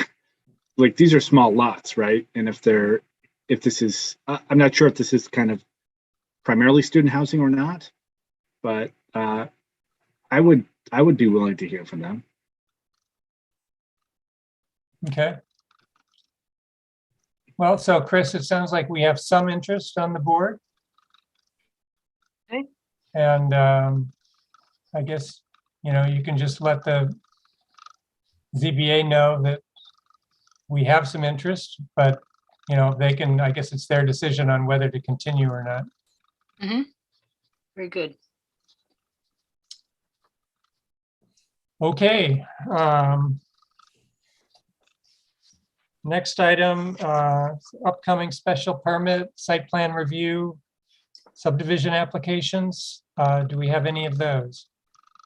We have a new definitive subdivision application for the parcels at 446 and 462 Main Street. And this is a continuation of the effort to freeze the zoning on those properties because of the change in the zoning bylaw with regard to mixed use buildings. So that's Mr. Robleski's who's coming forward with this. So you'll be seeing that. That just came in the other day, so I don't think we've even put it into the system. And my guess is you'll see it in late March or early April. Okay. And then let's see, do we have any others, Pam? Oh, did I think you knew about the four preliminary subdivision plans that were filed for property of Coles. Or I maybe don't told you think the about this. board has heard that. I first heard about that at town council for the first reading of the solar moratorium, which was after our board meeting. Yeah, so Cindy Jones filed 4 preliminary subdivision plans for 4 parcels. They're more than parcels. Each area includes several parcels, but and that's an effort to freeze the zoning. And I don't know whether her primary concern is the solar moratorium or whether it's the upcoming solar bylaw or exactly what it is. But in any event, we have these preliminary subdivision plans and you'll be seeing those. Those I think are going to come before you on March 16th. So. Okay. Does that filing, if the moratorium is passed, does that mean that the moratorium wouldn't apply? That's right, because the moratorium is a zoning bylaw. Okay. Yeah. Okay. Anything else on upcoming applications? I don't think so. All right. Time is 9:42. Item 9 is Planning Board Committee and Liaison Reports. Jack is absent for PVPC. Andrew, anything you want to say about CPAC? I've got nothing to say. We haven't. Okay. Tom's back. DRB. We'll see how my Wi-Fi holds up. We just had a meeting yesterday, and it was just basic downtown signage and visuals that were being approved. We looked at the new Drake. Essentially, what they need to do is swap the access doors on the second level from perpendicular to the road to parallel to the road. So it changes the facade a little bit. And that's for egress purposes. So some simple changes there that were approved. The Henyon Bakery is going to become a vegan bakery called the Humble Peach at some point in the spring. And they are just proposing some color changes and facade changes for their brand, as well as some outdoor seating, which was approved. And then there's a sign on Triangle Street for the East Hampton Savings Bank that is an ad that will be changing monthly, which created some strange conversations about how we approve something that's going to change. So we approved the frame and the contents as proposed, but we're looking for some kind of process by which we can review seasonal advertising on the facade of a building. So that was partially approved, and we're exploring options going forward. So that's what I got. Okay. Thank you, Tom. Chris, anything on CRC? CRC is meeting on the 24th, which is next Thursday. Is that right? Next Thursday? Yeah. And they're going to be talking about the comprehensive housing policy and looking at that and thinking about, what has been done, what do they want to focus on, just kind of getting a sense of implementation of the comprehensive housing policy.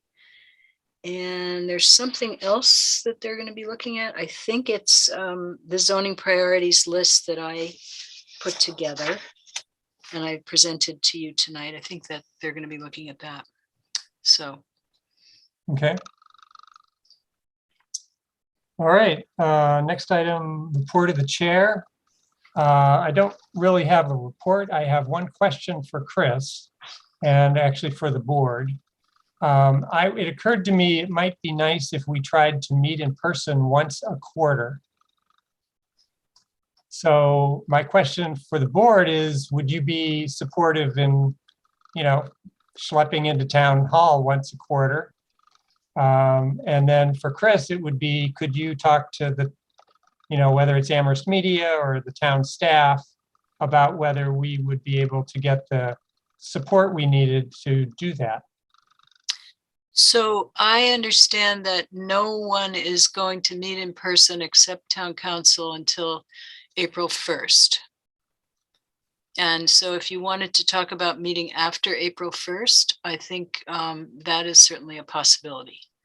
So Okay. do you want me to explore that? Yeah, I mean, I understood that part of the reason we weren't meeting in person had to do with the video and recording support. And so I thought I'd just see if we could get a very limited amount. We had that one in-person meeting last summer, I think. Mhm. And I thought that was good. It's nice to see how everybody looks below the waist, So I don't know what the town manager is going to do. I don't know what the governor is going to do. And sort of this depends on the governor. If the governor says no more meeting remotely after April 1st, then we don't have this opportunity to meet on Zoom anymore, and we have to meet in person. If we are still allowed to meet on Zoom and you all want to meet in person once in a while, then that's something that I would have to explore with the town manager and IT.